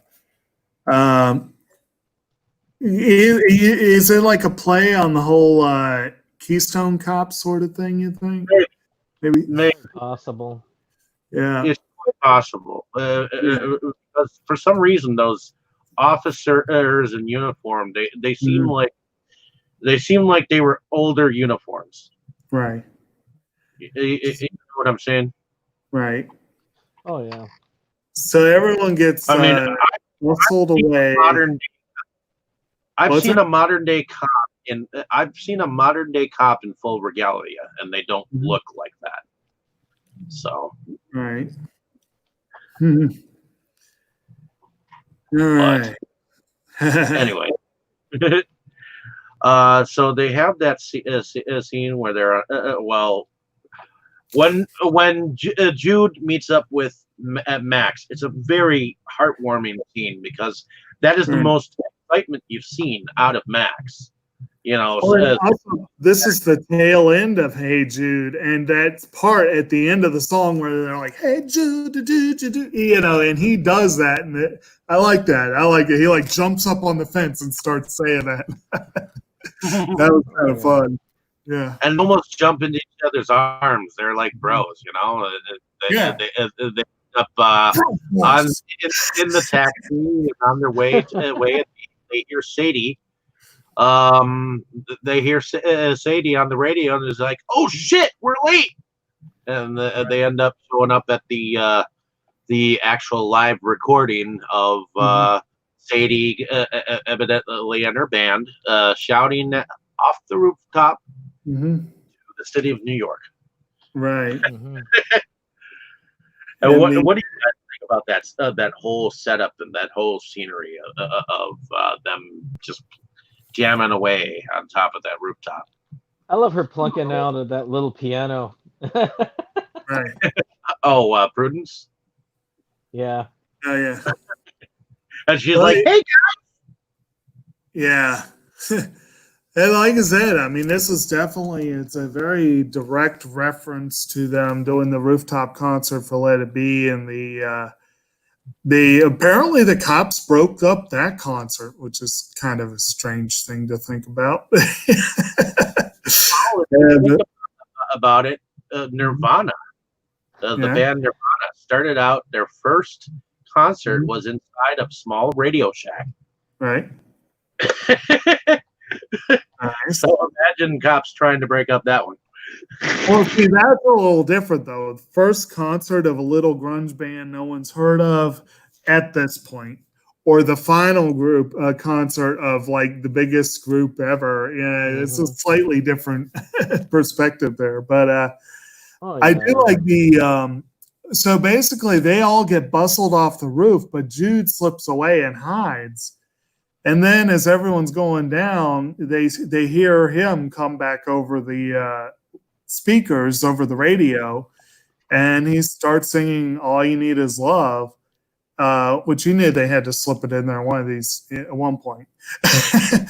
And and of course everyone's like, "Oh, it's Jude. We need to go," and the cops actually relent and let them go back and join him.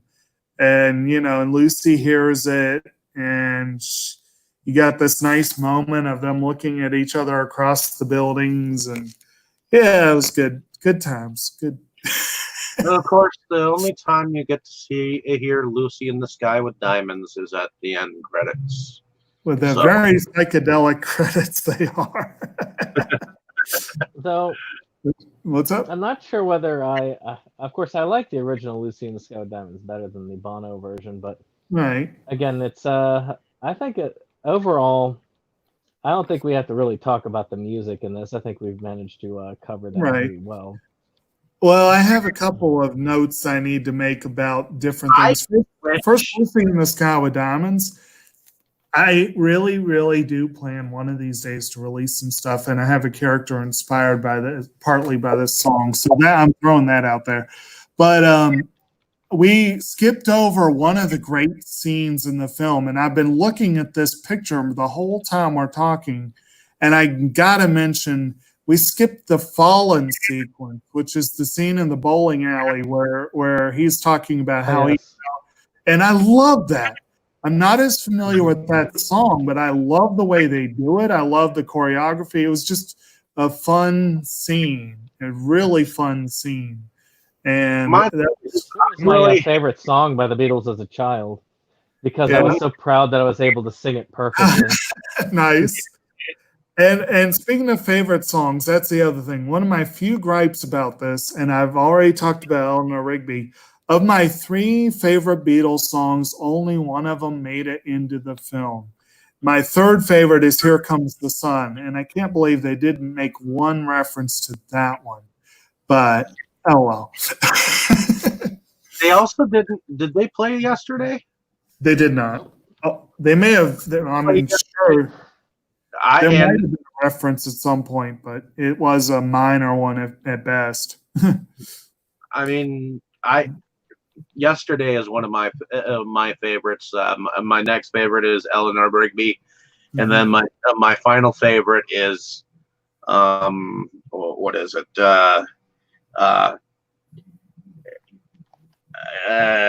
It's from the Yellow Submarine, and it's got Nowhere Man. Nowhere Man. Yes, that was. Nowhere Man is very interesting. I think there is a reference to Nowhere Man. Because I feel like I could be wrong, but I feel like maybe they mentioned a lyric from it at one point. But I don't remember for sure. I didn't see a reference. And, I guess you cannot entirely bring every single Beatles song. Yeah, there's a lot of them. So. And like I said, it's a glancing reference, but one of my favorite songs they did was Obla Di Obla Da, and so they basically had a couple of names that referenced that one. Oh yes, okay. So when Prudence enters the window, it's a glancing reference to Hello Goodbye, but it's very much a glancing reference. So maybe I agree. Nowhere Man is a fun song. Actually, a lot of my favorites were not really mentioned. Octopus's Garden and Penny Lane, and a few. Of course, Penny Lane was very directly referenced in Almost Famous, and maybe they would have thought that was too soon in people's memory to go that route. But then again, it would have been a nice tie-in to Almost Famous, which is an awesome movie. But I've watched this a couple more times because initially, it's not that I was against watching this film. I just didn't see a purpose for watching it. And I actually remembered when I had actually seen it. Tammy had actually wanted to go see it in the theater, and we actually did. So I actually did see it in the theater. I was remembering it as we were going along, and it being one of those ones that do I really have to?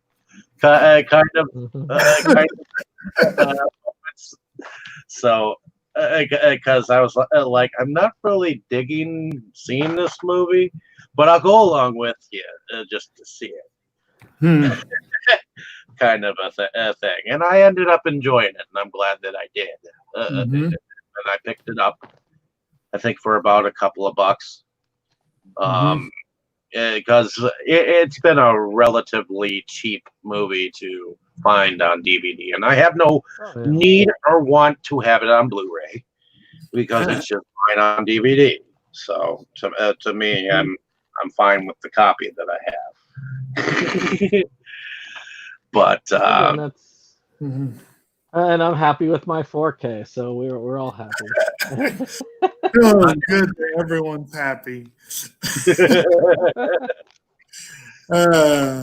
Yes, I could see this would be, to me, this is one that could possibly benefit from a 4K treatment.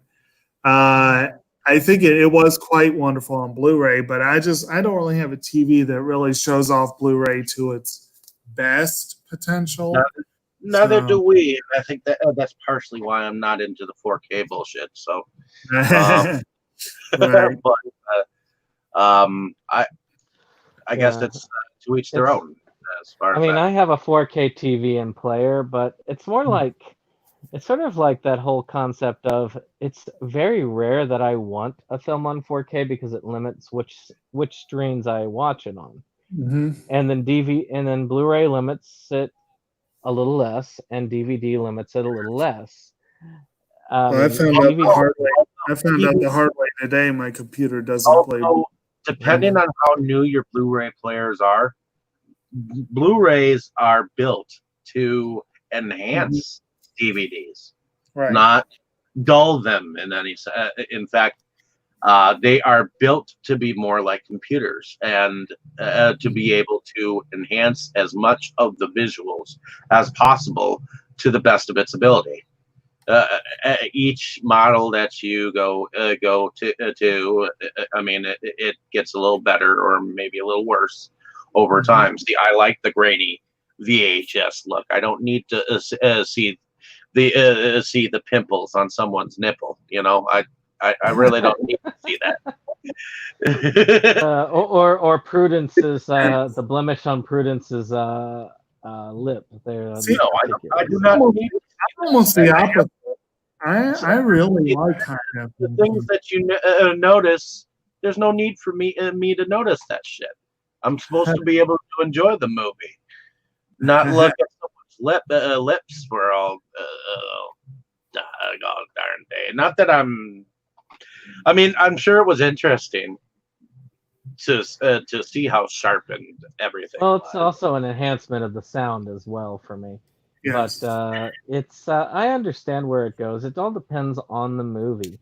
A good example, Highlander, I downgraded to DVD because it was such a crap quality Blu-ray transfer Mhm. that it actually looks better on DVD than it does on Blu-ray. Now, or movies like, say, video violence. Why would I want video violence on Blu-ray? I don't need to, Well, yeah, I don't need to upgrade there that. is there is a possibility of that possibility in the future. I don't know when or where, but I know that there was in fact a documentary made about the film. It's one of the few films I actually look at. I mean, like I said, this is one of the few films that I look at and I say, I like this enough that I want it on a 4K TV. I want to see it I want to hear it at the best quality humanly possible. Now, it's again that varies from movie to movie, series to series, and it depends on person to person. Like Jacob looks at certain series that he wants on Blu-ray and 4K that I am like DVD's just fine. Or you know, it is what it is, you know. See, I look at things. They can make a DVD have 4K, and I've seen it happen. I mean, They're either done in 2K or 4K these days, and I don't know which is better. Is 2K better than 4K? I don't know, but they can upgrade a little bit. They can't upgrade it as good as some of the 4K or the Blu-ray, but they can upgrade it definitely. because I know the Night of the Living Dead, when they put it on Criterion, they on the DVD, they had the 2K transfer. So, and that's the copy that I got. I didn't get the Blu-ray because I thought the DVD was just going to be fine because it had the same damn shit that it was mentioning on the Blu-ray. I was like, well, that's what sold me. So, but and honestly, a price difference is often what sells me too. So we've talked about the music to a level, and I really think that the music really sells this film. Unlike Give My Regards to Broad Street, this one has everything. It has a very intense plot, has amazing effects, and we'll talk about the effects in a moment. And the music is spectacular. Whereas I would look at Give My Regards Broad Street being all effects and music and nothing plot wise. And I really think that if Give My Regards to Broad Street had the level of plot that this one had, it would have been a success. And incidentally, it's worth noting that this was an Oscar nominee for the costumes. It really should have been for more stuff. And when we go with the costume design and the makeup and the special effects, I thought this one, there are a couple of things that you can see a little bit of age affecting it. Like there's a CG helicopter in the strawberry fields that looks kind of fake. But overall, I think that the effects hold up extremely well. And they are amazing to look at. I agree. I mean, I guess I would have been one of those. I wonder if I took a bout of acid and watched this movie, what would it what would it look like then? You know, would I get freaked out, or would I have a nice trip? What would happen? You know, you wonder what would happen if I went and had an LSD trip. It's kind of sad that we don't get to hear from Mo about this. I would have been curious about it. Actually, I really would have been curious about both Dane and Mo's interest. He really didn't like Prudence. He thought that she was an extra that really wasn't needed, and I don't think he understood the lesbian angle that you did, and I didn't know it either. I didn't think that she was looking at the head cheerleader. I thought she was looking at the head male of the football thing, and I didn't realize that she was looking at Sadie. I actually thought she was looking at Jude because she mentioned Jude, you don't know. So to me, I felt like she was crushing on Jude at that window scene where she was kind of straddling the windowsill or whatever. This is one of the fun things though about like trying to do a discussion like this, because you get the different perspectives. I never once ever had any doubt whatsoever about her orientation at all. I didn't either at that point with the football scene. Yeah, it was obvious that. But yes, I love that though. I agree with you. That is I think that it would be cool. Like again, that gives you another reason to watch it, Dave, because you can watch it and see it from that angle. The other thing that I was talking about with Mo that I remember while we were watching is I wonder if you know how crop dusters had those leather helmets or whatnot. I wonder if at this point in time the football team would have had those crop duster looking leather helmets instead of the plastic helmets at this point in time, because I was thinking like this is 60s, like maybe beginning of 70s.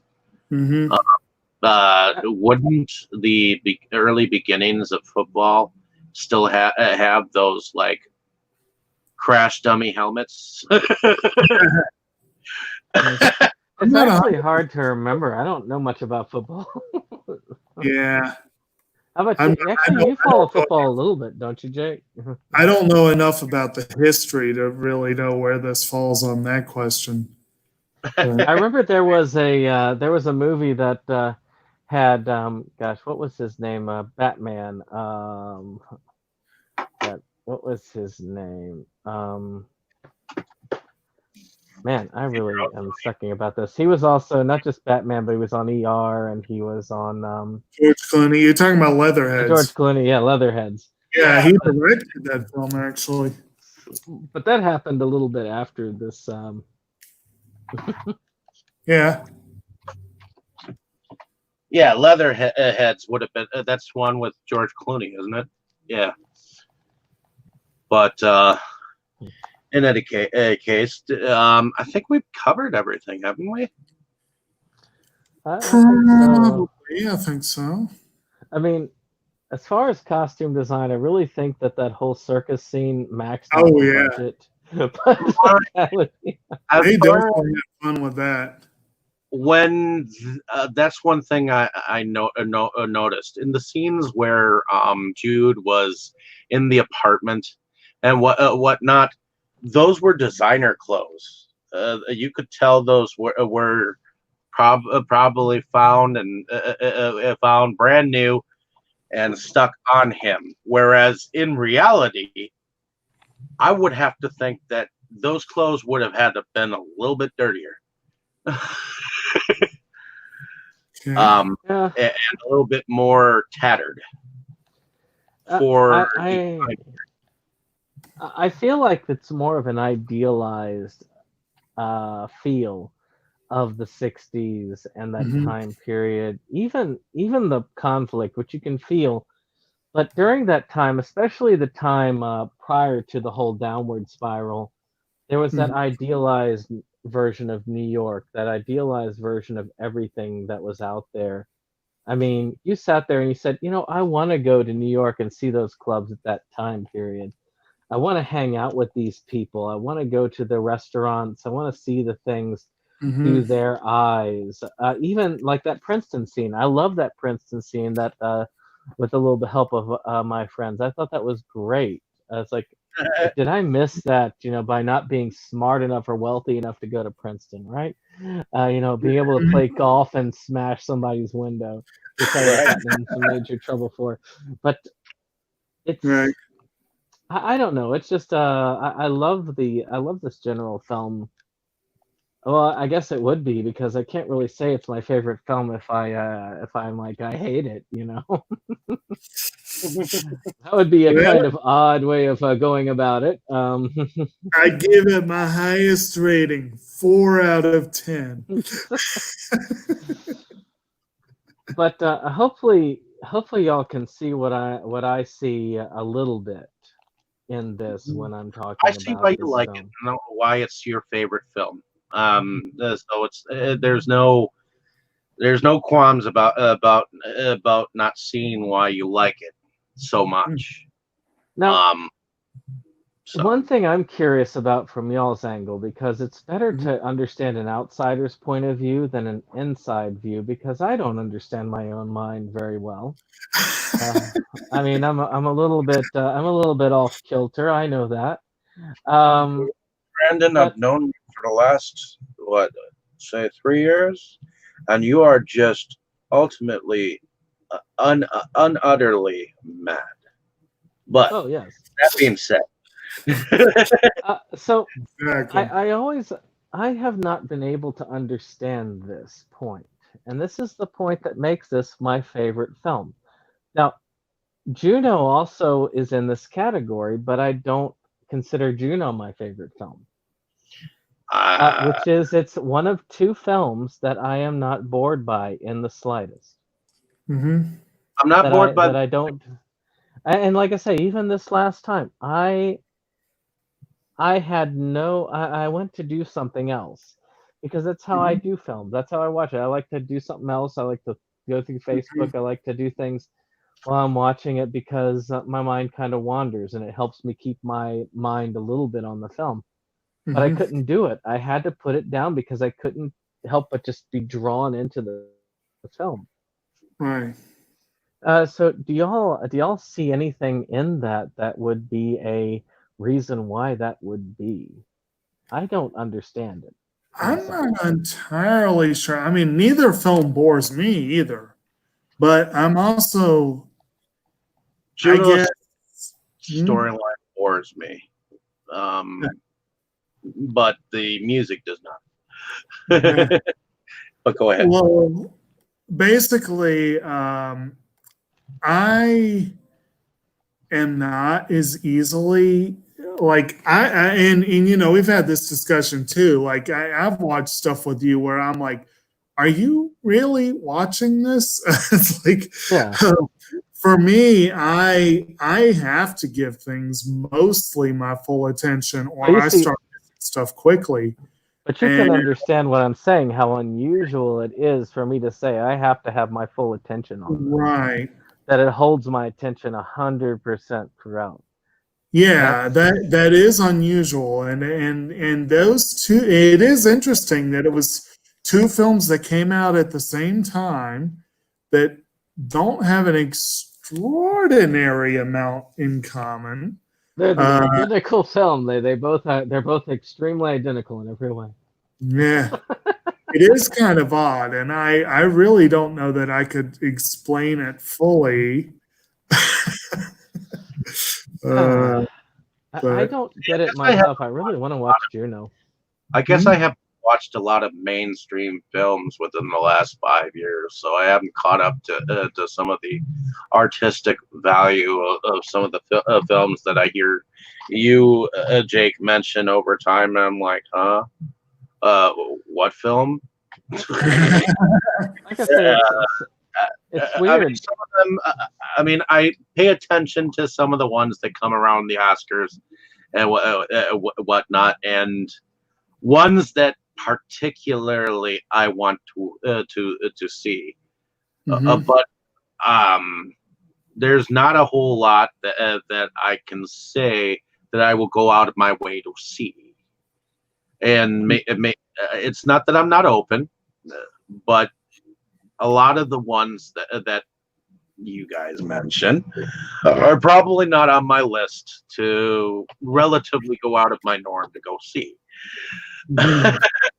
So I Right. like hearing about all of the different options, the different films that you guys both know.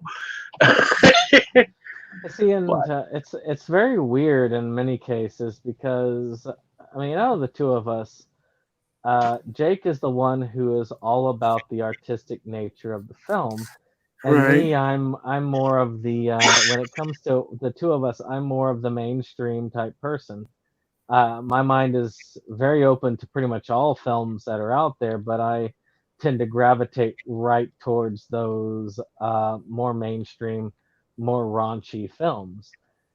But this is one of those rare cases where the artsy film, I mean, I would say this person can't have a 10 in art because that's reserved only for Fellini. But but I would give it a 9.5 because it has the pretentiousness and it has the skill that is required for an artsy film. Hmm. So I'm I'm not going to put a grade on this film because that's not something that I do. Normally, I let the audience decide what they want. I know that's more. You guys tend to number things on a scale of 1 to 10. I actually that's the only thing that we differ. I actually disagree. I started out that way, believe it or not, but I got to a point where it's like I haven't produced nor directed enough films to have the audacity to give it a label or a number. So for me, it's all about opinions, and I let them know at the beginning. It's just my opinion. it's It's about nobody other else's opinion. Yeah. for me. I, honestly, if I give my opinion, I'll Hmm. give it. but when it comes to a film, I just want people to go see it. So Right. This is one I would definitely say people ought to see. Yeah, I mean, people should see it and go their own opinion. It's one of those rare films, and again, it's my personal opinion. It's how I rank it. But and as I say to anybody else, I tell them it's like how I rank it's not going to be the same as how you rank it because you're a different person than me. And I mean, even the fact of whether I'd say go to see this film or not, you could see this film and hate it, and you'd be like, "Why the heck did you say I think you should see this film?" But again, and I wouldn't hate somebody for saying that. That's not a. It goes crazy after a while. So to me, I suggest that people go and see it just to see how madcap it goes. I mean, I didn't actually explain when it came to first impressions. I didn't say I was first introduced to the film, which was through the advertising. Yeah. And this film was very strange to me. I mean, the advertising, it was so weird. I remember it as if it was yesterday, and sadly, it's 13 years ago, and I'm thinking, oh my God, that's like, wait. But it was very strange because of the imagery. And I fell in love with the imagery of this film because it was just like, I've got to see it. For its time, and it was very, very, it was very, very graphic with what it entailed, especially during that Strawberry Fields moment. I mean, when I saw this in the theater, that moment just kind of like, involves you. I mean, it's an intense moment. So, I mean, and then it goes trippy, too trippy. That's the thing. For me, it's like weird stuff always attracted me. I mean, Jake knows. I mean, I like Bobobo, and not many people like Bobobo. I almost feel like that whole carnival moment was like just to be weird to go weird, just to get out of that whole Strawberry Fields moment, of depressing, and how all of that stuff entailed the grief and the moments that they were feeling at that time, and some of the imagery of Max. You shouldn't be checking out that Right Stuff sale. It's very dangerous to you. It is. It is indeed. But yeah, I do think that with this film, at the end of it all, I feel like it's cool to see things that have some amazing imagery, and though the amazing imagery does speak to me in a way, it is it's not the same in many ways as just the imagery alone. It has to have other things to throw me in, and I just feel like the love story, the general feeling, and I actually feel stronger about the film now.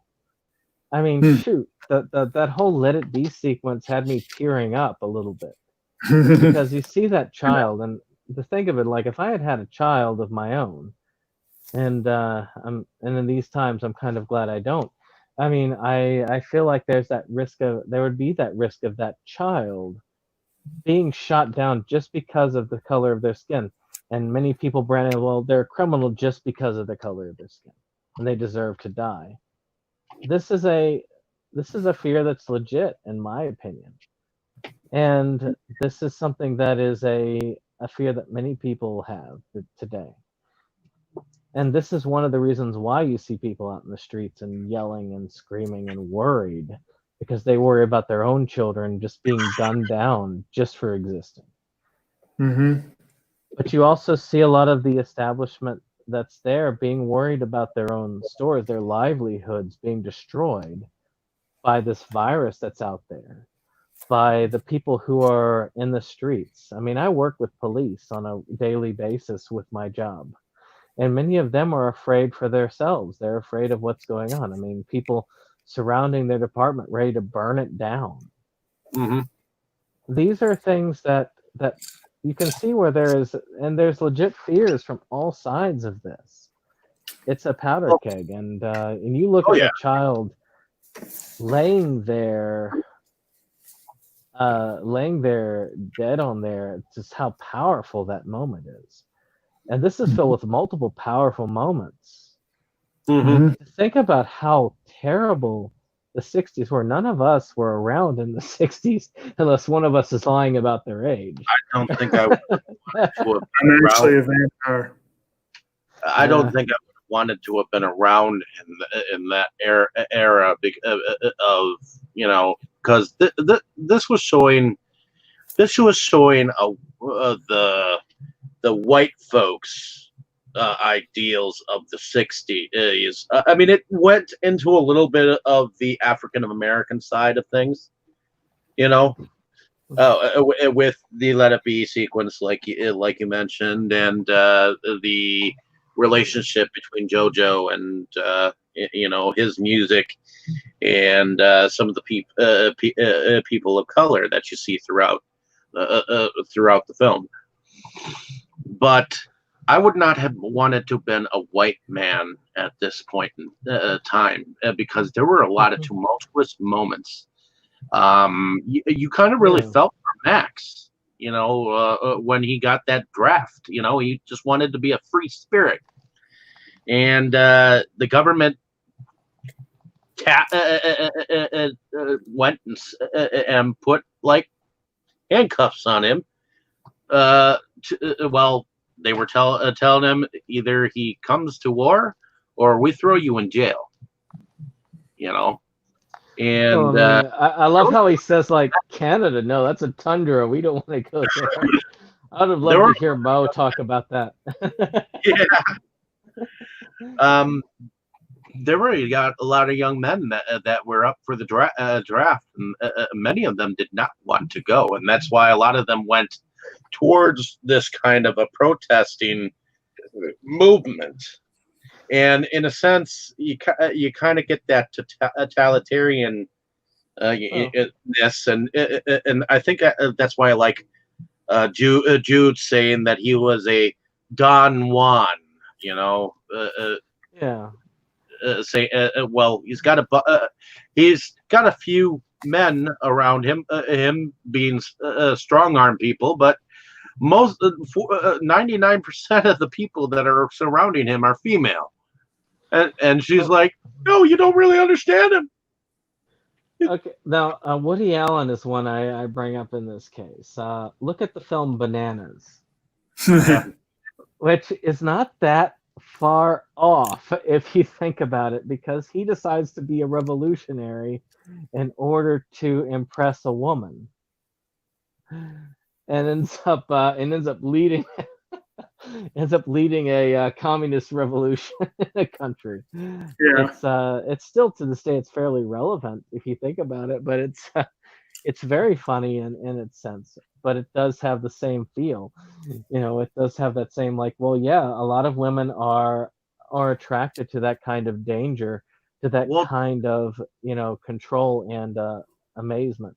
in a sense, Lucy was a very selfish in telling him that telling Jude that just because he can't be drafted, he doesn't understand the situation. And it's not that he can't be drafted or anything. He just really had a belief either way.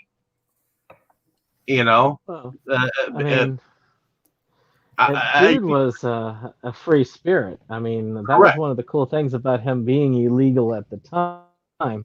That's a different kind of concept. Is that he felt like he was free. He didn't have an allegiance. He didn't He have to wasn't have an allegiance. burdened or hammered down into believing one way or the other, Right. because he was an immigrant with without any ties to being an American as of yet. So he was not brought up in the idealism what an American really is. So that being said, he really was a man apart Hmm. from the rest of society. He could go about his daily life and not think or have any kind of a thought towards the anti-war movement or the equal rights movement or the civil rights movement or anything, Oh, because he just had not dealt with that.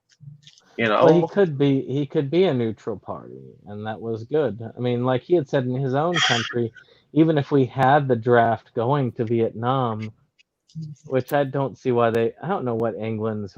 I don't know if England had much involvement at all in that war, really. I mean, I don't know why England would want to help out the French anyway. Um, but with that being said, it's a.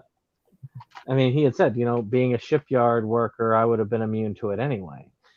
It's uh, it's just kind of cool when you think about it all. Just that time period.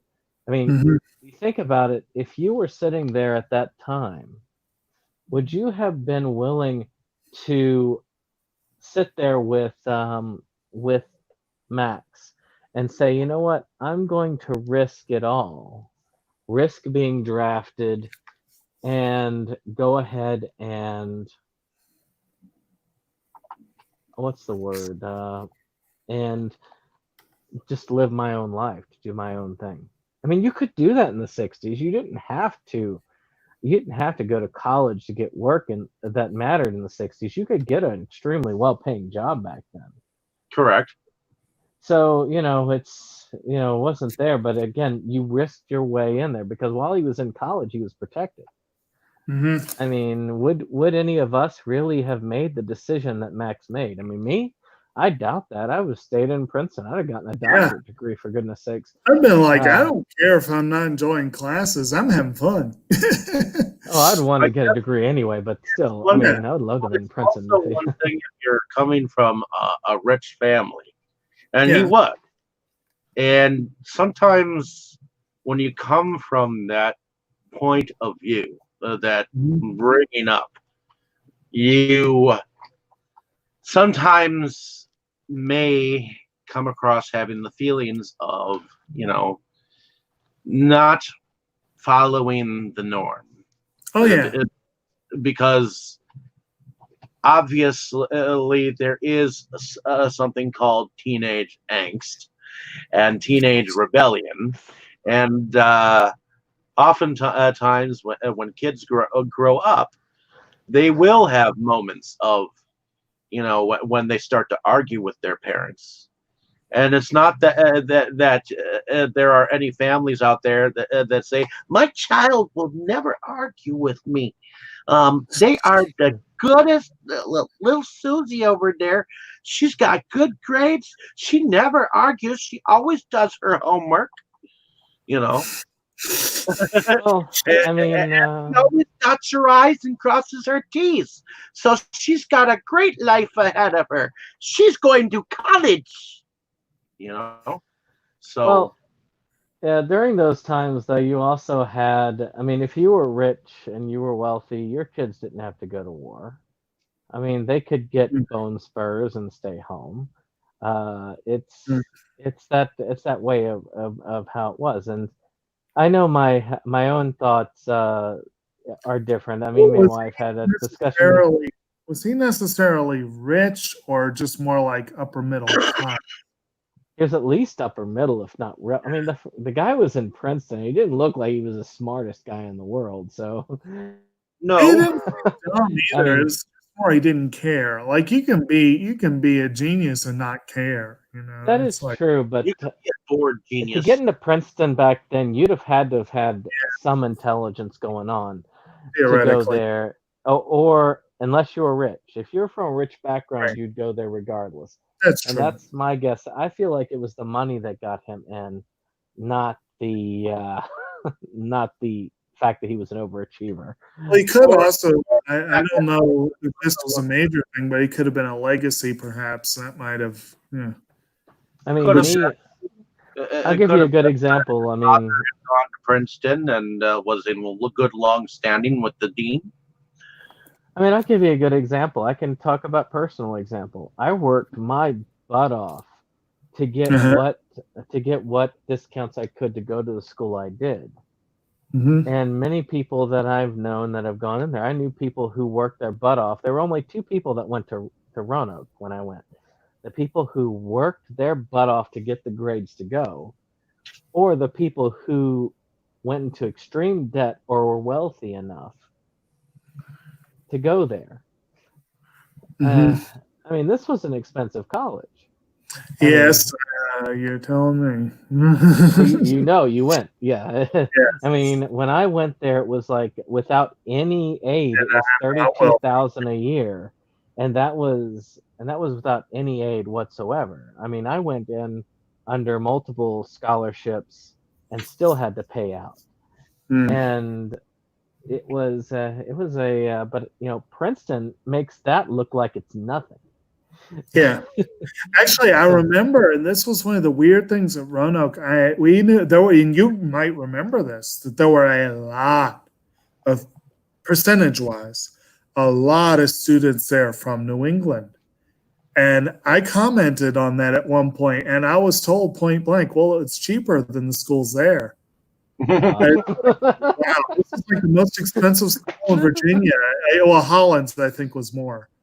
And it's like, yeah, but it's cheaper than your average New England school. It's like I know the college. I know the college that I went to. The only credits that it had was like 6 credits for human development, and the reason why I went to it is because it had job experience involved with it, and I know that each year it was like $52,000 or something like that, like the tuition. I was like, and that's just without any benefits except for job experience.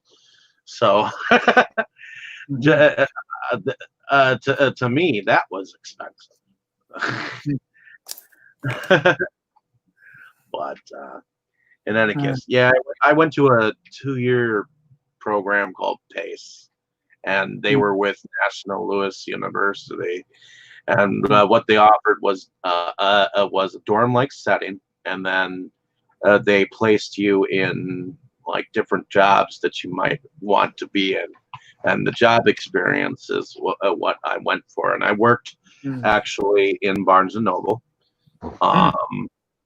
for a time. I also worked in Skokie Public Library for a time, and each job was originally just basic, and it kind of grew from there. But each job was a temp job, but at least you got experience, and that's right. That was worth it, at least for that. Right. So yeah. So we're probably at about that wrapping up phase, aren't we? Yeah. Yeah, I think so. So let's go with favorite scenes. Dave, what's your favorite scene of the movie? Oh, that whole strawberry fields collage. I would have to say from the nailing of the strawberries to the sequence up before the carnival scene. So I enjoyed that entire montage of imagery. I think it was very well done collectively as well as emotionally, and it's kind of what made some of the film to me. The feelings that they felt of their friend Max and what he had to go through, and his feelings and what he had to go through, and that moment of lost friendship and lost love, all mixed in one giant collage. It was intense. So Jake, what's your favorite scene in the movie?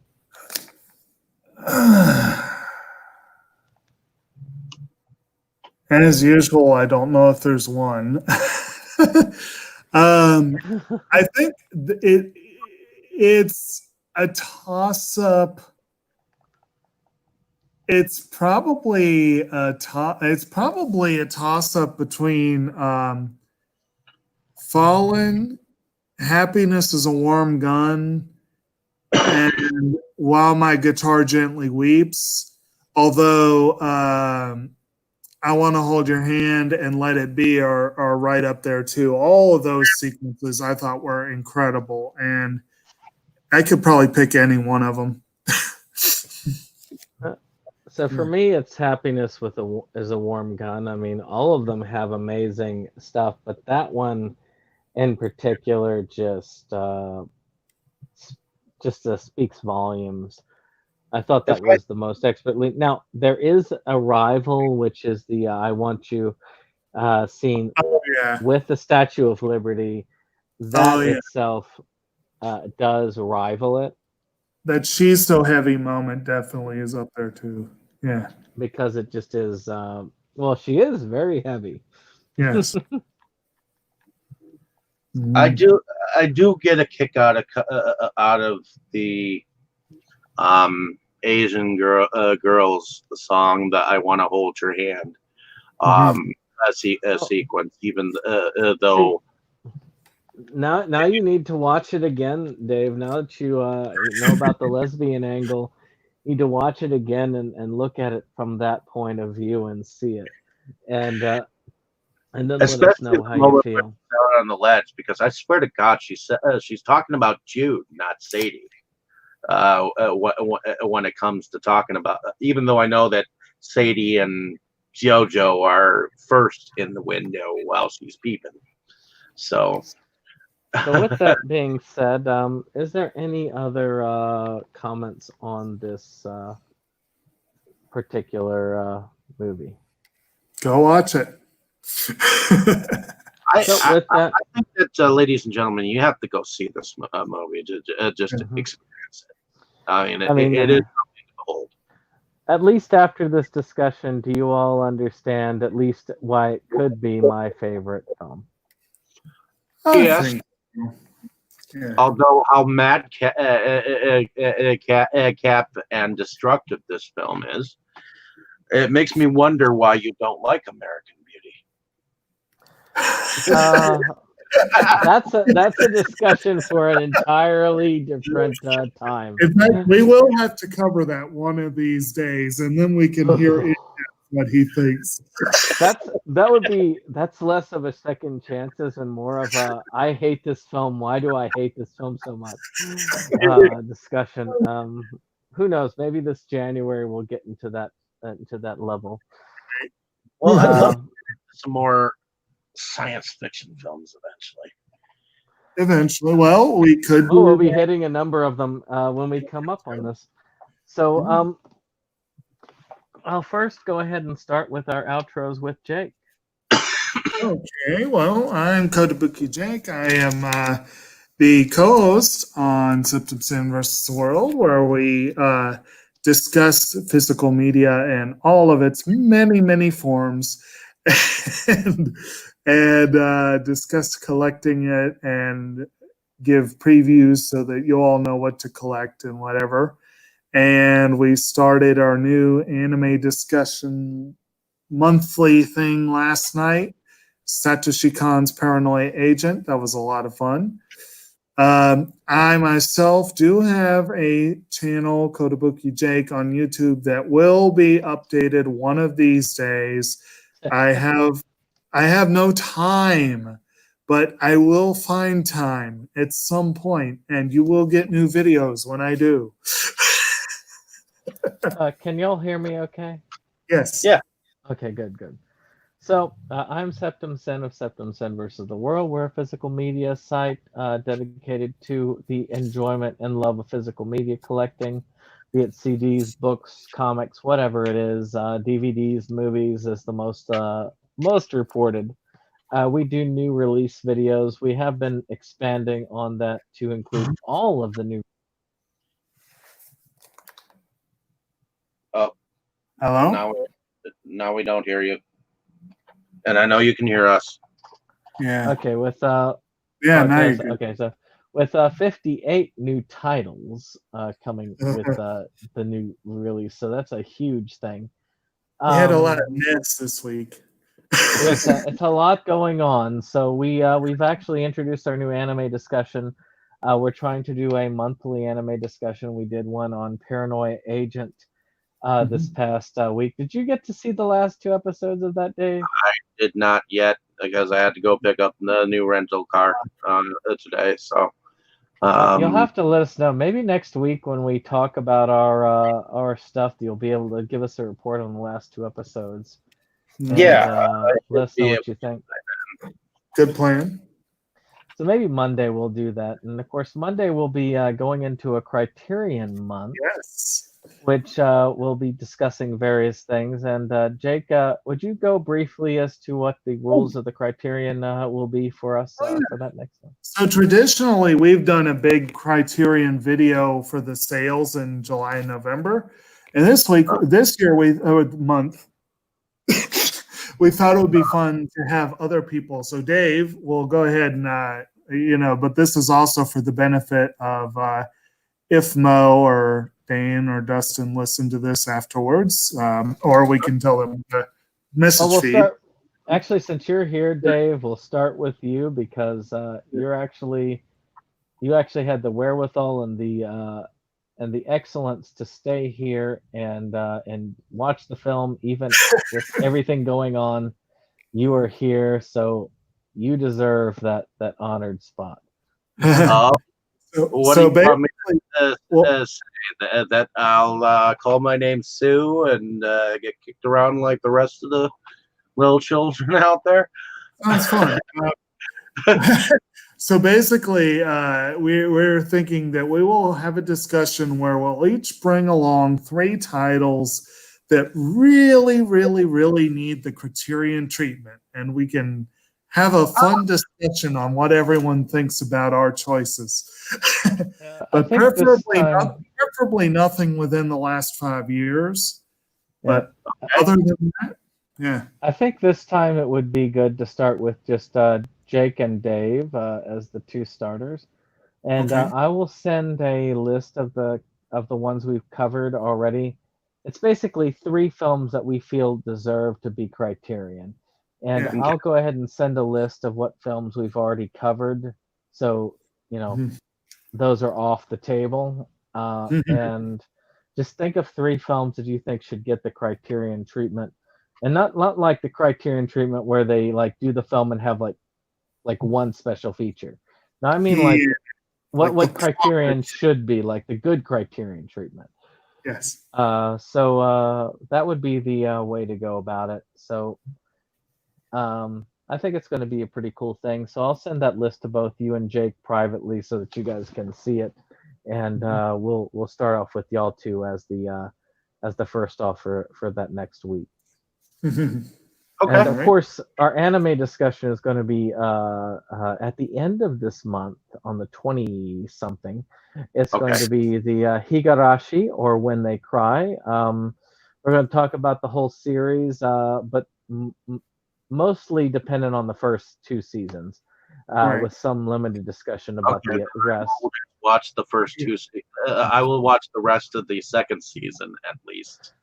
So yeah, so you have a month, so I figure that would be enough time to get through the rest of it. Oh yeah, because it took me a month to get through the first season. So the second season will flow very quickly because you'll have that, you'll know what's going on, so it won't be as confusing. As quickly because I got to read it.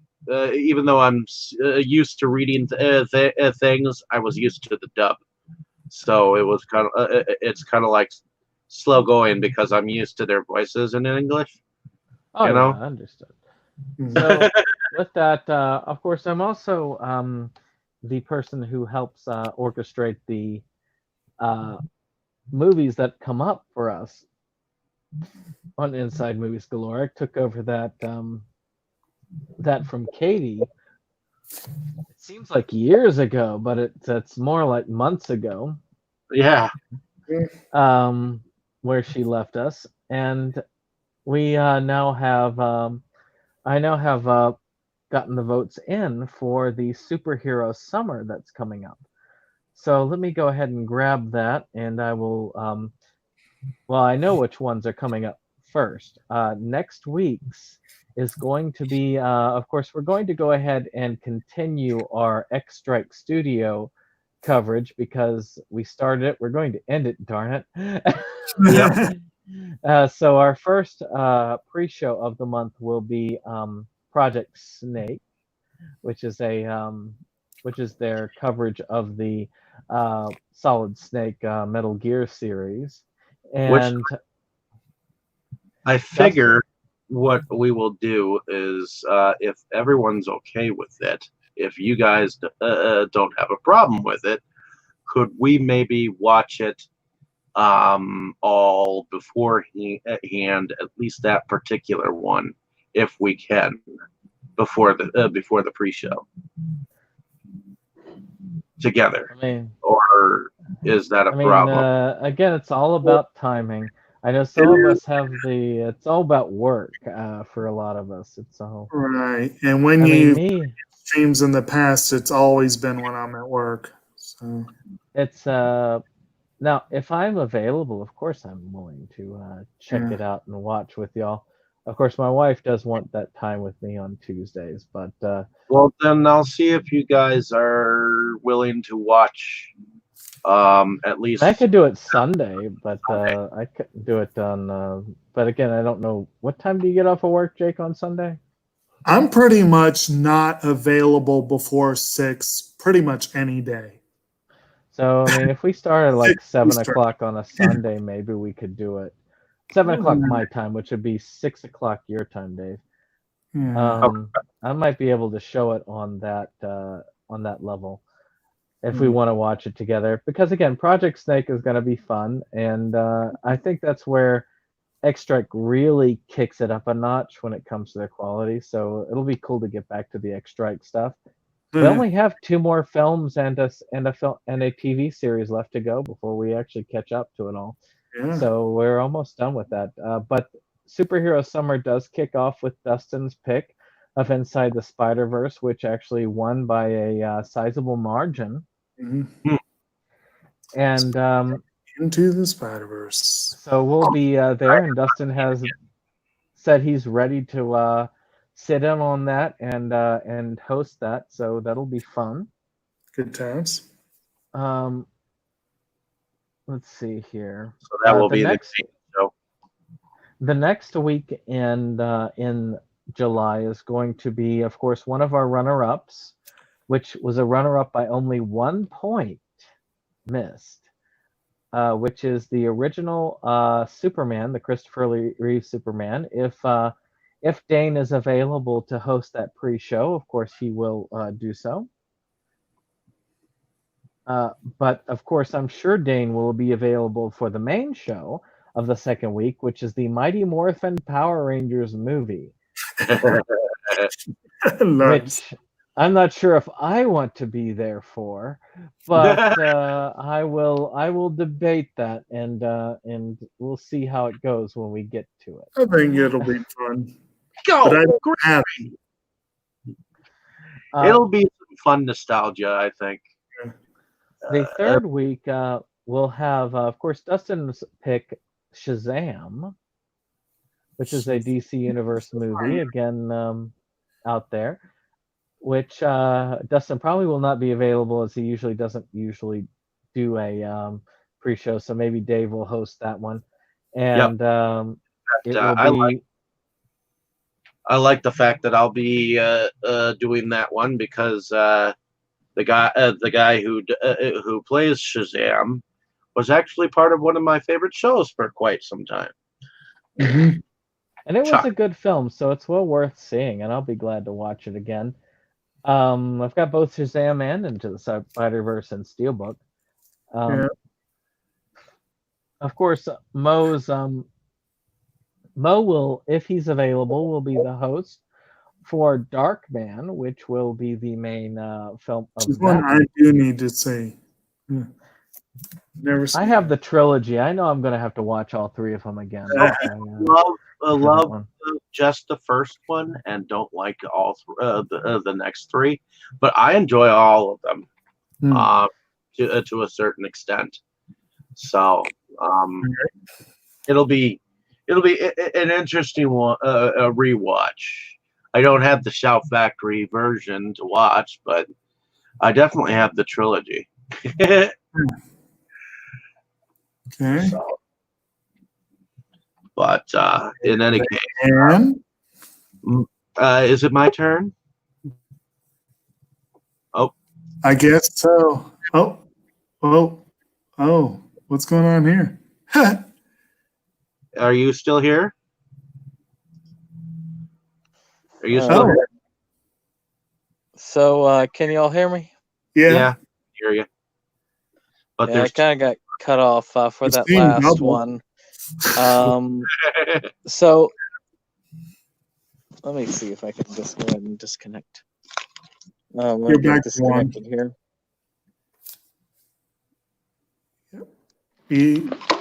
You're back to one. Can y'all hear me now? Yep. Clearer than before. Okay. So the last one of this is going to be a twofer here. Again, Jake will hopefully host us for the pre-show of Tiger and Bunny movie 1 and 2. Yeah. The beginning and the rising. And Mo will hopefully host us again for the main show of Swamp Thing, which I'm really excited about that because I have the Blu-ray release that came out, and I need to get the second one. I'm hoping that Shout Factory will release the second movie on Blu-ray because it would be cool to see both of them. I love the second movie of Swamp Thing. And so that's going to be really fun. So we've got a really cool superhero summer, a little bit of the new school of superhero movies, and a little bit of the old school of superhero movies kind of mixed together in this kind of weird concoction blender. And that's cool. I think that's how it should have been, and that's how it should be. So it is pretty awesome. And I hope you all look forward to that. And I will hand this now back to Dave. Alrighty. And my name is David Strege. I'm one of the founding fathers of Inside Movies Galore. So thank you for coming on along with us on this this journey. I had fun tonight discussing this film. Did not know how much fun I would have, and I actually knew a lot more about it than I thought I did. So, but that being said, I'm just gonna put this out here because it is still Brandon's birthday, so I'm gonna sing to you. Happy birthday to you. You live in a zoo. You look like a monkey, and you smell like one too. Sorry, I had to get that off my chest. Well, it's an hour past my birthday almost in the East Coast, but I do see it's like 6 minutes before on your side. So, but in any case, on Inside Movies Galore, we discuss films. Sometimes I interview directors and actresses and actors when I can get them on board to do something fun like that. So, but I also moonlight under a different channel, which I hate to say this. It's been a couple of weeks since I've done any reviews and put out any videos, but I do plan on doing something sometime soon. But definitely check out some of my film reviews that I have out there, and some of my video pickups that I've had. I know that I've been doing a lot of this and that, but I will be back on track hopefully within the next week here. I'm hoping to start to get back into the swing of things of what actually watching movies, and then going on about them and putting my thoughts out there, at least what I think of these madcap films that I love to watch. Sometimes I watch some classic stuff. I mean, I know for a week I did the Teenage Mutant Ninja Turtles, and did all of went on about most of them except for the most recent two, which means I'll have to go back and watch them and get my thoughts on them again. But that being said, definitely check some of those out, and check Septum Sim versus the World out. He's a blast. I mean, he's got these new video pickup videos that I don't think I could ever keep track of. So That's at a least lot of times. not to the extent that you guys do. I mean, that's just a lot, and I couldn't do it. I'd have to have a partner, and I don't really have one. So, but in any case, definitely check out next week, and this next month. We're gonna have some fun. And more power to you if you check out some of these movies and see them in the same way that we have. So, in any case, thank you for listening. Have a great day, evening, and morning wherever you are, whether you're in this universe or across the universe. Thank you so much for listening. Enjoy the rest of your whatever you are. Right on. He and you are in, we're all together. Run. All right.